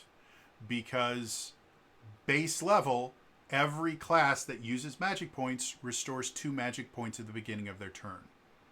So you'll never, unless you use a focus action, which means you use 2 secondary abilities, you will never use enough magic points to justify having to restore any of them, because you will just naturally regain them. And that's true for every level of the Dark Knight. They do not have a way to spend more than 2 magic points in a turn unless you take multiple secondary abilities. And to me, that's just bad class design. If you're going to give them a limited resource and then make it unlimited, there's no reason to have a limited resource. And again, I get that maybe it's designed to prevent abuse from focus actions if your Dark Knight is just standing in place. But again, you're not meant to stand in place in this game. So that in and of itself is already a pretty big limitation. That is in and of itself is its own limited resource. If you're standing in place, you're going to be hit by things that you shouldn't be getting hit by. And it's going to take hit points away from you. So yeah, I'm not going to go through every single class in here. The healers use a lot more magic points, so they need to be more careful about their magic point usage. So that works the way, again, it works in there. The monk actually has an interesting thing where they have an ability called Monk Combo, which basically allows them to take 3 primary actions in a turn. And they use the Stance Dance, which is basically in Final Fantasy 14. Whenever you use an ability, it gives you a stance. And depending on which stance you are in, it will benefit different attacks. It's how their combo system works. And so they translated the Stance Dance into the TTRPG. And it's an interesting way to deal with the idea of a monk being able to attack more than other classes due to like flurry of blows and stuff like that. I actually really like it. I think it's really interesting. And because there is no multi-classing in this, you don't have to worry about a monk being able to use their monk combo to pull off some nonsense other combo with like some Dark Knight abilities or like Black Mage abilities. Nope, this is exclusively limited to the monk, so they can be as creative as they want with it. And actually enjoy that. Like playing a monk in this board game would be a lot of fun. Like I could have a ton of fun playing a monk in this. So yeah, and they have the Dragoon, and the Dragoon has movement abilities built into a lot of his things because Dragoons jump and stuff like that. I really like that. And they mentioned earlier in the book, if you have like a primary ability or a secondary ability that includes movement, that is in addition to the movement you get just from having a move action. So the Dragoon, because they can move as part of a lot of their abilities, can actually use focus abilities a little bit more because they get movement as part of other abilities, which is cool. So I like that. And again, as a board game, as a tactical combat board game, this is really cool. I actually wouldn't mind playing a board game like this. I just have a hard time referring to it as a TTRPG because it's really not. So, yeah. So that's the class. Oh, and then they have an entire section on the different pets that you can get, which again is a cool system, and I like it. So, moving on. Chapter 6. The Tools of the Trade. This is your items. It talks about the fortune system. Basically, instead of having, gil or zenny or whatever you want to call it, in Final Fantasy, they generally refer to money as gil or gold. You have a fortune system. And the way that it works is at the beginning of an adventure, depending on the level of your character, which again is decided entirely by what the adventure was built to do, not how much you've played your character, you will have a starting fortune. Like level 30 characters have a starting fortune of 3, whereas level 55 and 60 characters have a starting fortune of 6. And you can use that fortune to do things like buy potions, which is a secondary action to use, and it restores 3 hit points. Or a high potion, which costs 2 fortune instead of 1 fortune. It restores 1d6 plus 3 hit points. So you have different potions that you can use your fortune on. You have utility items that basically are just items that you can wear and give passive bonuses to. You have meals that when you eat them, they give you a buff for the most part the rest of that particular adventure. And then you have augmentations. Augmentations are basically modifications to your armor. They are buffs that you pay money, you pay some of your fortune to put on your armor, and then or your gear. They count all of your armor and weapons as your gear. And it lasts for the entire adventure, or if there's a point in the adventure where you are required to repair your armor. And some of them are useful. Things like Defender's Boon. Increase defense or magic defense by 1. This applies to the lower of the 2 attributes. If they have the same value, this augmentation has no effect. So, if you have something that's a little bit lower, you can just get the Defender's Boon. Or you can get the Flamecast Focus. You gain the following ability. Fire. It's a primary ability, magic, fire aspected, and it's invoked. Costs 2 magic points. Target single, range 10 squares. Check is intelligence plus d20. Targets magic defense, base effect, deal 2 damage. Direct hit, deal an additional 1d6. So if you wanted your character to have access to the fire spell, maybe you are a Dark Knight, but you want them to have a fire spell in addition to their abilities, you could take Flamecast Focus. It costs you 2 of your fortune, but you have Flamecast Focus, and now you have a primary way to spend magic points. So now you actually need to recover magic points. So this is stuff like that. There's even a focus called Curecast, which gives you a cure spell. So again, it's not that I have a problem with augmentations. I like this system. It's a really cool system for a board game. For a TTRPG, it's just really not. They talk about spending fortune for non-encounter check bonuses. Basically, hey, can I use my money to pretend that I have an item that helps in this situation? Yeah, sure. Very kind of similar to how like inventory points work in Fabula Ultima, where you don't have to kind of define what it is that you bought all the time. You can just go, I use my inventory points to make a potion, because I always had a potion. And then we get into minions and mounts. And this is another thing that's kind of interesting. You can purchase a minion, and the minions have benefits.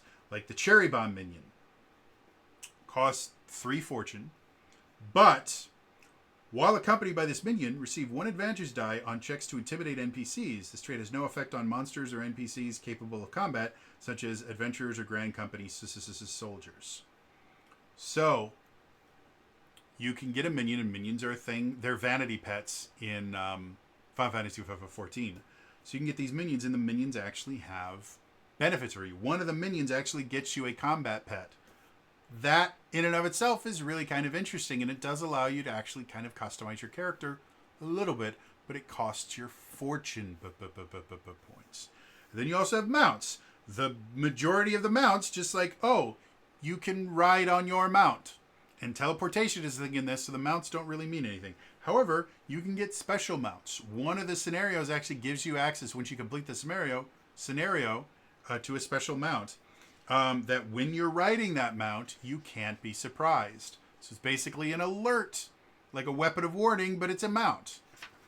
So those, again, the ideas are interesting.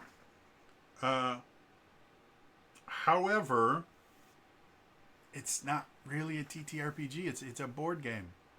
All of this stuff is stuff that you basically prepare before you go adventuring. So it's kind of like you're setting up your little pre-built character with a couple customizations. But that's really it. Moving on.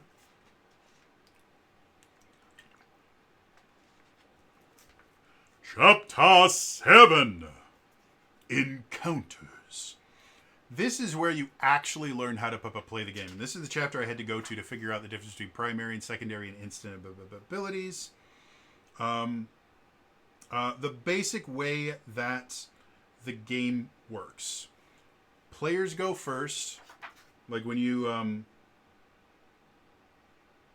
get ready, rounds have 3 steps. You have the adventurer step, you have the enemy step, and then the end of round step. Because there are certain abilities and things like that that will trigger effects at the end of a round or something like that. So it's basically players always go first, and the person that goes first on the adventurer's turn is chosen by the party. You don't roll for it. There's no initiative rolls or anything like that. It's effectively popcorn initiative. But instead of switching between players and enemies, all the players go first, then all the enemies. So again, from a tactical standpoint, that actually adds a lot to choices. Like having the tank go in and mark enmity on things so that they're only fighting the tank, and then having the DPS go in and nuke a bunch of enemies so you don't have to deal with them, means that you've massively changed how the first round of combat is going to go, because now the only people that are left on the board are going to be attacking the tank, which the healer is probably already getting ready to deal with that. So, yeah. The whole chapter is just kind of explaining how the various aspects of combat go. And it is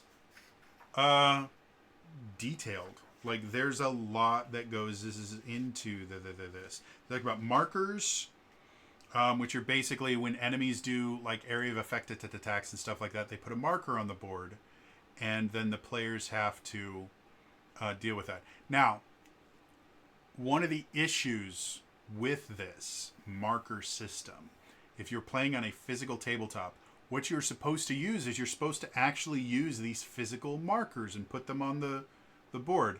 However, if you're using minis, that means what you have to do is wherever the enemy has placed a marker, you have to remove all the minis, place the marker down, and then put the minis back on, which is a really, really bad way to do this. What would be significantly better is having outlines of the various markers so that you could place them over the tokens, and you wouldn't have to deal with always taking everything off, putting the marker on, and putting them back in. But that's not how any of the markers work in this. They're all solid, and they're all designed to fill the space completely, where in order for that kind of outline thing to work, it would have to be larger than the space that it's actually marking. So yeah, if anyone from the Final Fantasy 14 TTRPG group is reading this, redesign your markers so that they're larger than the area, so that when they're printed, you can kind of cut out the section that they apply and put them around the pieces, as opposed to forcing the players to pick up all their pieces, put the marker down, then put their pieces back. Because that is a recipe for forgetting where your pieces were, or people cheating. Like it. from the many convention games that I ran, cheating was not an extremely common thing in any way, shape, or form. It was relatively rare. But whenever there was something that involved them kind of moving, us having to move tokens in the middle of combat, not involving movement, someone would try to fudge where they were. So that's a bad thing. Again, I like the idea of these markers and stuff like that, because again, it plays exactly like the MMO plays, and I like that. But it's still kind of an awkward thing. They do talk about phases, the idea that there are situations where combat, something will change. This isn't even my final form. So you go into additional phase, and that means that all those abilities that are only once per phase, well, now you get to use them again. In addition, limit breaks are based on phases as well. So when you go to a new phase, depending on how the GM feels, you might get access to new limit breaks, or to use your limit breaks again. So yeah, they talk about hit points, magic points, stuff like that. And here they talk about the limit breaks. And this is the thing that really annoys me. Unlike other abilities, limit breaks cannot be used until the GM informs the players that they may do so. Precisely when they become available depends on the scenario or the GM's discretion. It doesn't... There's nowhere in here where it says if they do enough damage, then a limit break should be available. It's just, if you think limit breaks would be useful, let them use them. And that's not great. The limit breaks in and of themselves are really powerful. Like, for example, the monk limit break. Trigger is anytime. Base effect, immediately perform a primary action. So the limit break for the monk, because of their monk combo, anytime that they want, while they have their limit break available to them, they can just go, oh, I'm going to make 3 attacks. That's really, really powerful. Or the white mage is Pulse of Life. Triggers anytime, target all allied adventurers with range the entire encounter map. Base effect, remove all enfeeblements from all targets and fully restore their hit point and magic points. Pulse of Life can remove knocked out, weakness, and brink of death. So Pulse of Life is literally the white mage limit break, or just the healer limit break, which is basically everybody gets resurrected, everybody gets full life and everything. Like it's game changing. It's the level 3 limit break for that. So again, they are really, really powerful, and the only limitation on them is, well, when the GM thinks it's okay for them to use them. There should be something, again, in the MMO, you're able to use limit breaks by dealing enough damage. Like, limit breaks build up over the entire dungeon, they actually will build up. And you don't get access to your level 3 limit break until you're fighting the boss of a raid. And you have to do so much damage to the boss and have so many people doing so many different things in order to actually earn that. And here it's just like, oh, well, you can use a limit break. So yeah, and then they talk about enhancements and enfeeblements, basically buffs and debuffs. And they have a lot of enfeeblements, and I like that. I like a system where you have a lot of different things that can happen to players that affect how they play the game.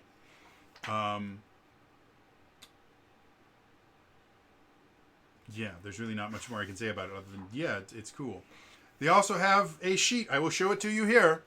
This is the encounter log. Because enfeeblements and other things can be so complicated, they actually recommend that somebody in the party, for every time you run a combat encounter, somebody uses this encounter log to just keep track of who's gone, who has what abilities put on them, stuff like that. Like, it's great if you're doing a replay, which, if you're not familiar with that term, in Japan, they're really, really popular. They basically are retellings of TTRPGs. The Record of Lotus War, which is an anime way back in the 80s, was actually a D&D replay, the first series of it, because it started as effectively a light novel series that was published in a magazine weekly that was retelling this D&D campaign that a bunch of writers were doing. So for if you're planning on doing replays of your Final Fantasy XIV TTRPG, this encounter log is very useful. However, again, you have to copy this. You can't rip this page out of the book, because on the other side of the page is essential information. So yeah, the next section in encounters, they have companions. This is another thing that I find interesting. If you don't have enough players to fill all the roles, you can fill those roles with Chocobo companions, which is a thing from Final Fantasy XIV that is wonderful. And anyone that says otherwise, who hurt you? So yeah, if you only have 3 players, and nobody wants to play the tank, you can use a Defender Chocobo companion as the tank, and one of the players will just run the Defender for you. They have a Defender, they have a healer, they have an attacker, and they have every variation of levels. So you have a 30, a 40, a 50, a 55, and a 60. So even if you don't have enough players, like if you only have 2 people, each one of you can have a Chocobo companion to fill necessary roles. They do state in there, you don't want any player controlling more than 1 companion. The only companions that they have in the core book here are Chocobo companions, but the system itself is designed in a way that they can basically introduce companions later on that are not Chocobos. But why would you ever want to use anything but a Chocobo? Like, let's be honest here. So yeah, see encounter chapter. Moving on. Chapter 8. Adventuring. So this is theoretically supposed to be all the non-combat stuff. They have... When it's time to interact with NPCs, the GM cooperates with the other players to create interesting, fun, and interactive scenes through role-playing in bold. Role-playing basics. They talk about the basics of how role-playing works. Making checks outside of encounters. This is the next page. Making multiple checks, awarding advantage dice, GM discretion. That is the entirety of role-playing guidance for the Final Fantasy XIV TTRPG. It is a grand total because of just how much images and how little text is on there. I would say it's a grand total of 2.5 pages for the entire TTRPG. All of your non-combat encounters. There's no recommendations on how to create non-combat encounters or anything in here. It is entirely 2.5 pages of a, what is it? Over 300 page book. Like, this is a 300 page core book. 2.5 pages are dedicated to non-combat. It's a board game, not a TTRPG. However, the adventuring chapter isn't over after 2.5 pages. No. You don't have passage of time. It talks about how an action, a single thing that you do, generally takes 1 bell, which is an hour. So they have, things about this is how time passage works. Travel, basically just talking about rest and sleep. Rest is short rest, sleep is a long rest. And that's it. That's the entire chapter. The adventuring chapter, basically all of the non-combat, starts on page 178, ends on page 183.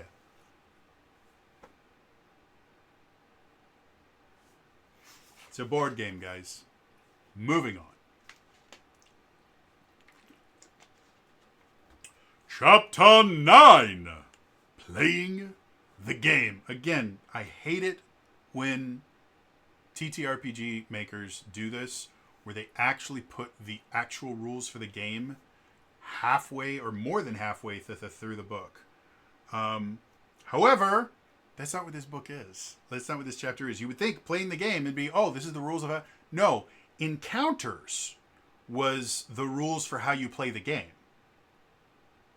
Chapter 9, playing the game, is talking about quests, fates, instance dungeons, guild heists, and guild leaves. None of which show up in this book. Technically, instance dungeons, some of the scenarios could do this. They talk about TTRPG basics. Preparing for the game. They basically are telling you how to set up a TTRPG group. Things like gathering your party, considerations for your new group, planning your first section, your session format, playing in person versus playing online, game style. So this is literally how to play a TTRPG, not how to play this TTRPG. This is how to play any TTRPG. And the advice that they give here is bland and not particularly useful. I mentioned before, one of the things that I really liked about the 5.5 DMG was just how good it was in explaining this is how you actually become a dungeon master. This is how you do prep work. Like, this is the actual steps you take when you're doing prep work. It had never been in a DMG before. In 50 years of Dungeons and Dragons, they'd never actually sat down and gone, hey, by the way, this is what prep work means. Everyone basically just had to kind of figure it out on their own. This is not that. This is kind of bland generalizations. Things like, choose a GM. Really? We have to pick someone to be our GM? I'm glad you told me that was a step we have to take. Because if you hadn't told me that we need to choose a GM, we would have just been sitting around going, where's the GM? I thought when we open the book, a GM would pop out and then we could play the game.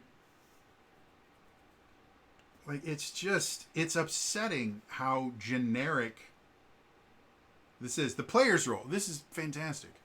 Player's role has 3 sections. Role-playing, making checks. Part of your job as a player is to make checks. Again, it feels like this was written by people that play video games that heard about TTRPGs. And then the last thing of a player's role is what they do in encounters. Then the GM's role, just slightly more expanded. Additional considerations, link pearls, which are basically walkie-talkies. Teleporting, so you don't have to actually use travel times. You can just teleport everywhere so that you don't have to worry about, wasting time with boring role-playing that they only spend 5 pages in a 300-page book. And then quick saving. This is my favorite part, is quick saving. This is basically, it sounds dumber than it actually is. This is basically saying, hey, by the way, sometimes the session needs to end before the encounter is over for whatever reason. So you quick save. Take a picture, do something so that you know where everyone is, and come back to it later. That's all quick saving is. They use a term that is slightly annoying to me, but that's actually good advice. And then they have a thing that says, confidence makes the GM. And that's it. Kind of a useless, generic section. Moving on. Chapter 10. Downtime between adventures. 5th edition actually introduced a mechanical aspect of what was referred to as downtime activities. It was expanded upon the most in the D&D Adventurers League, but is basically, when you're not out adventuring, you can actually do stuff. But for the most part, your downtime activities were, hey, you would earn downtime days when you play, and then you could spend them to do stuff. It was a very, very simplistic system. As the game expanded, especially with 5.5 and the things like the Bastion system, they've made downtime activities basically a farming sim or a worker management sim. So it's significantly more complex. Not particularly in a bad way, but it's, your mileage will vary. Downtime between adventures, you can do personal quests. And what personal quests are is you choose a non-combat job. Wait for it. Which is miner, botanist, or fisher, or carpenter, blacksmith, armorsmith, goldsmith, leatherworker, weaver, alchemist, culinarian. And what you do is you roll on a table. And depending on how you roll, you get a benefit. Like for a fisher, if you roll a 6 through 19, you land a fish. A fish can be used in place of 1 point of fortune. So your downtime days, you roll a d20, add the level of your class. Every time you do one of these personal quests, whatever job you used gains a level, and you keep track of that on your character sheet. So you add your level of that. So if you fish like 5 times, you have a level 5 fisher. And I can't remember, I think the maximum... What's the maximum? Ranking up. Yeah, present the maximum adventure rank for any given class is 6.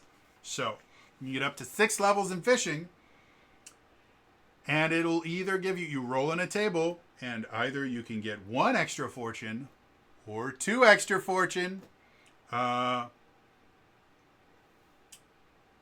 Miner or botanists can roll and get a shard or a crystal, which they can use the next time they do a downtime quest to give them a bonus on their roll.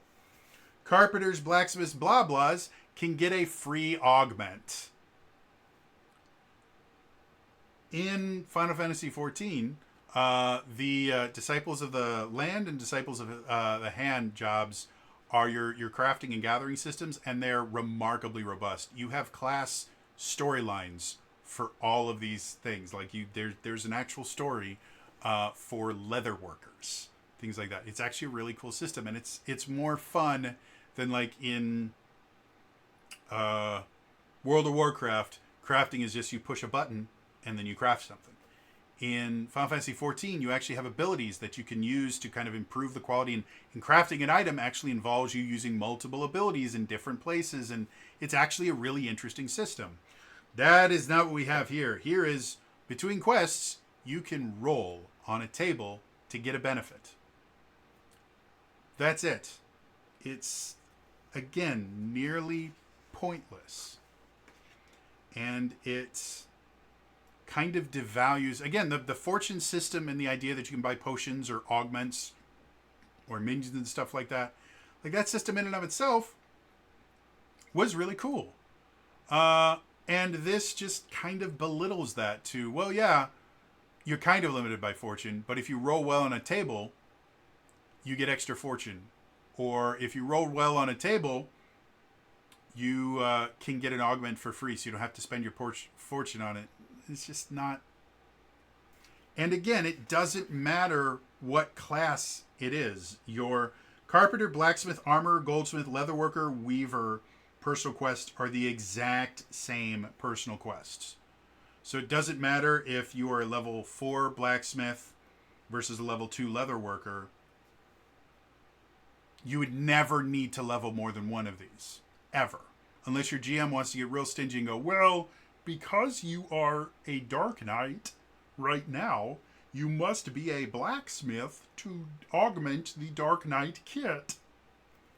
Other than that, there's no reason to level multiple classes. And even if you don't level them, you can still get useful stuff. Like, the leveling is really minor. The highest you ever, to get the best score you can possibly get, the highest you ever need is a 20. So you can roll a nat 20 and get the best thing ever. And even if you don't get that, there's still good benefits. So, yeah.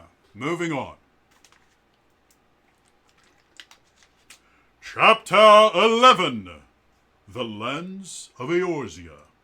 Again, this is the lore chapter. It's got gorgeous maps in here. It's got great artwork. It talks about the 3-gate continents and each of the big major cities, Limsa, Lominsa, and the areas around it, the different guilds and stuff in there.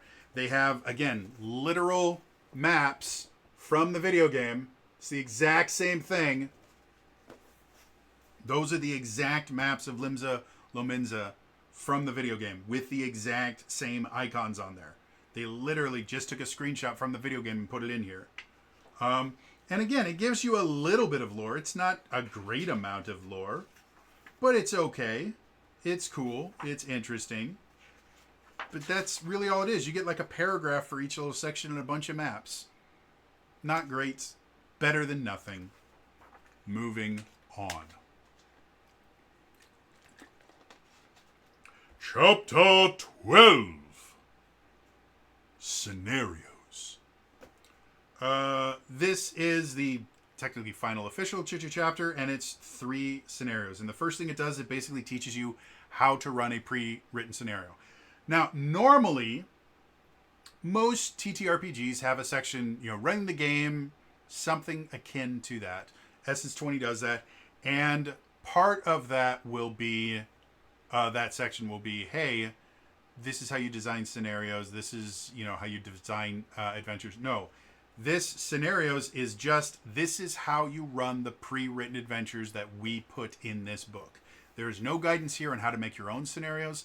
There is nothing in here that would allow you to do anything other than what is in this book. It's a board game. They have box text and stuff like that. They have GM note. The adventures in and of themselves are written relatively well. And the guide that they have here makes it very, very easy to run. So if you wanted to start learning how to run a Final Fantasy XIV TTRPG, this is absolutely a fantastic way to do it. However, there's nothing in here that will allow you to run your own adventures. The other thing I find kind of strange, it starts at Scenario 4, and I can only assume the reason it starts at Scenario 4 is in the starter set. I'm guessing here. I don't own the starter set. I don't plan on owning it right now, but I'm assuming the starter set probably has 3 adventures in it. 3 scenarios. And so Scenario 1, 2, and 3 are in the starter set, and 4, 5, and 6 are here.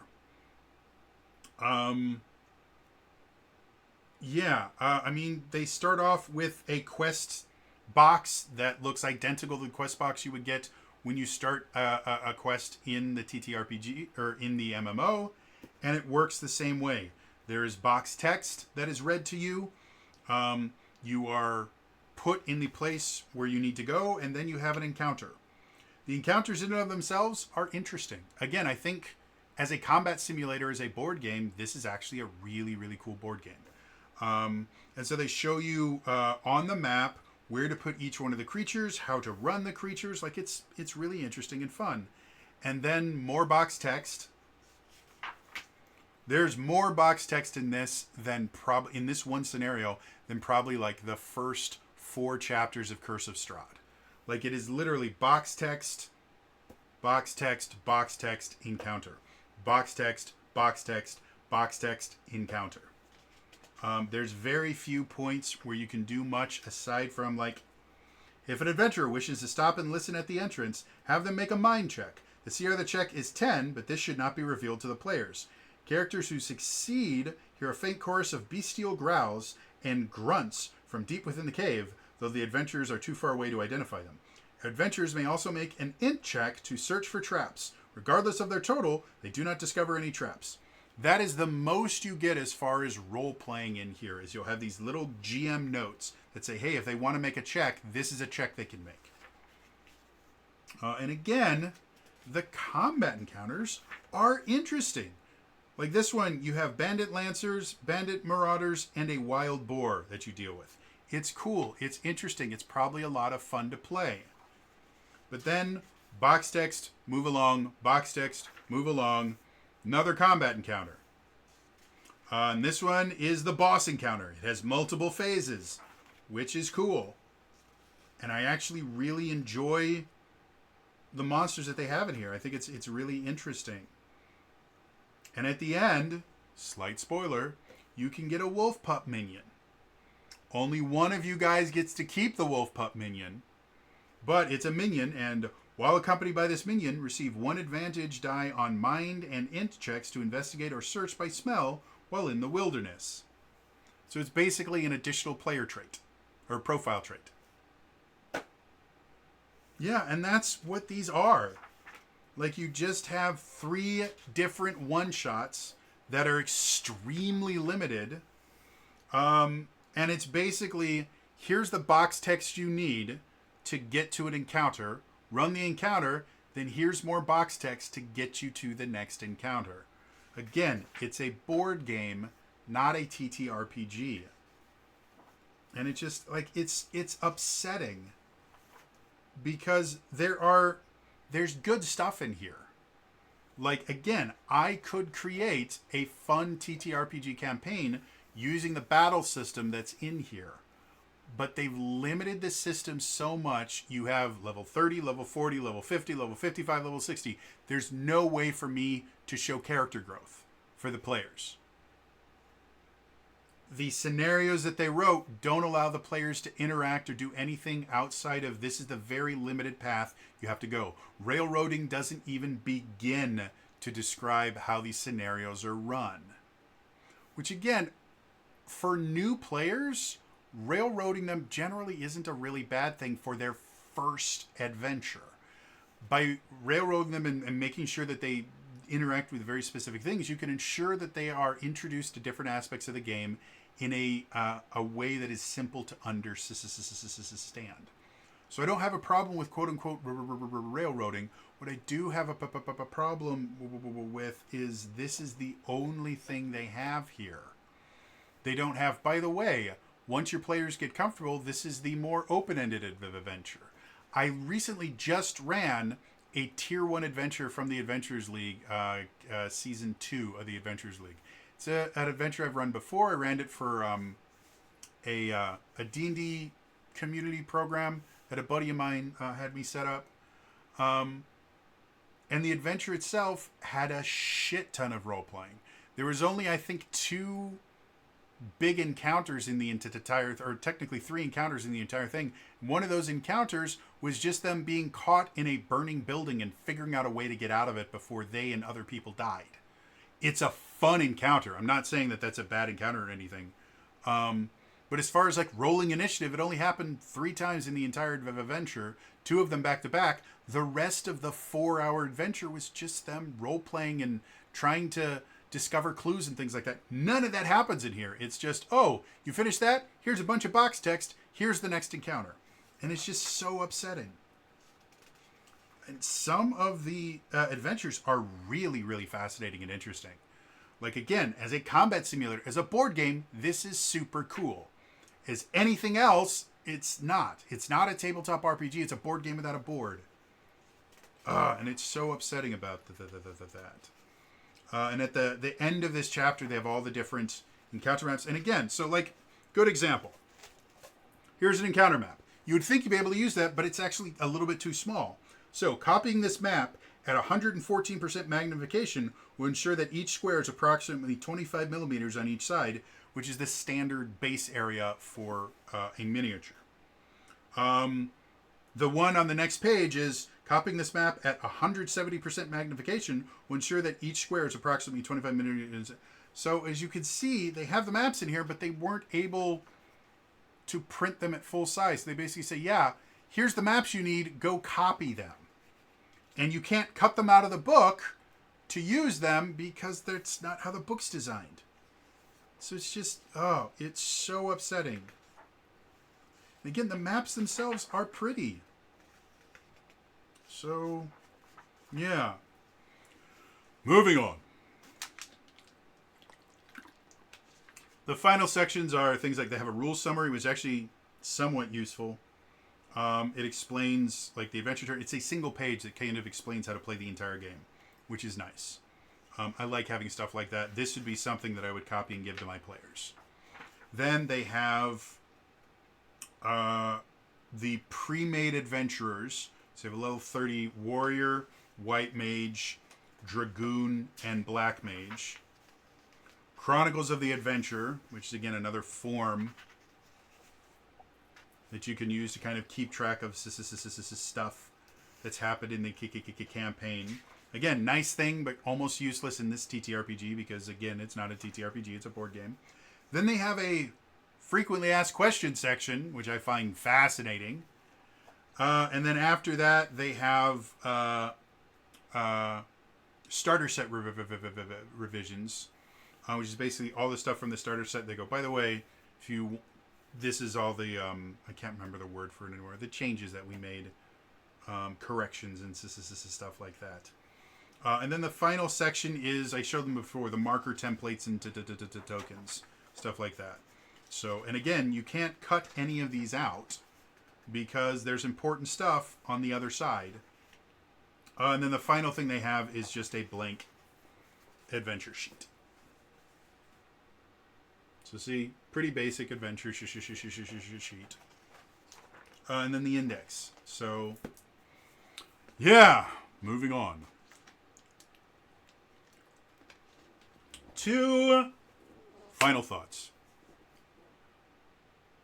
I was so excited about this. If you guys go back in the channel a few years ago, I did. I had a series called D&D Deep Dive, and what it was is I would just look at every class and subclass and other aspects, and I would do this complete deep dive. This is how you can use the class. These are the different choices that it gives you, stuff like that. There was a supplement that I found. It was called the Final Fantasy XIV Cross D&D something. But basically what they did is, and it still exists, there's an entire Reddit page that I still kind of visit every so often. But basically, these a couple people went and, using the OGL, created D&D versions of every single class in Final Fantasy XIV, and it was impressive. And I covered every single class and subclass in that series. It took me like a year to get through all of them, somewhere between 6 months to a year. And it was really cool, and it was really interesting. And then there was an announcement that there's going to be an official Final Fantasy XIV TTRPG, because that specific product was technically a copyright violation. You know, we were using copyright written things, and Square Enix just wasn't going to do anything about it because it was very, very small. We heard about the TTRPG, and everyone was like, "This is going to be so cool. I hope it's as cool as what we've created here." And so I was massively excited when I saw this, and I'm just not anymore. Again, this is a board game without a board. It is so incredibly limiting and railroady, and it just drives me nuts that there was a lot of potential to have a really cool, like the world of Eorzea for Final Fantasy XIV is so incredibly broad, and there's so much lore to it, and there's so much history. The game is played in the 7th Astral and Umbral eras. And what that means is there has been 6 versions of this world where entire civilizations have grown and then fucked themselves over. And there are all these different reflections that there's so much potential to tell these amazing, interesting TTRPG stories. And this is a combat simulator board game. And it's just so upsetting, because it could have been something really interesting, especially since the way that you interact with the game in the MMO is exactly like it is in this, which I guess if that was their goal, is basically to be let you be able to play Final Fantasy XIV offline with more difficult to run rules, then they absolutely succeeded. But as a tabletop RPG, like, the ability to do more than just choose how you respond to a different phrase and maybe get a little bit different dialogue choice, being able to actually affect how things go like a TTRPG is supposed to do, could have been really, really cool. And instead we just get a cool board game. Again, the combat aspects of this and the tactical aspects of it, I think, are really innovative. But nothing else in this book can be labeled as a TTRPG. It's not. It's a board game. And because they only give you 3 very railroady scenarios to play in this, there is such a limited amount of replayability. Whereas if I bought the 5.5 Player's Handbook, and that was the only book that I had, I could run a pretty interesting campaign. It would be very limited because there's not a whole lot of monsters in there. But with just the 5.5 Player's Handbook, you can run adventures. And I know this because when the original 5th edition Player's Handbook came out, people ran games with just that. There was enough in there that you could create your own monsters and things like that. And there was a very limited bestiary in there for you to be able to do stuff. There was enough to play. This cannot do that. You can run a maximum of 3 games of the Final Fantasy XIV TTRPG out of this book, and that's it. Unless you want to run the same adventure multiple times, that's all you can do with this. You can't run your own adventures. You can't create your own monsters. You can't do anything other than what the book allows you to do, and that is a board game. It's upsetting. As I mentioned, they have said that they are making a GM's book or whatever. Maybe the GM's book will actually give you enough to run a tabletop RPG using this system. But as of right now, this is 3 one-shots for $70. The average one-shot that I purchase is between $3 and $5. So for an additional $55, you can get a board game to play your one-shots on.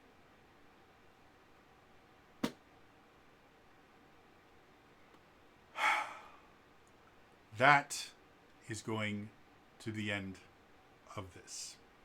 As always, please remember again to like the video, subscribe to the channel, hit the bell icon to turn notifications on. All those things are super, super important.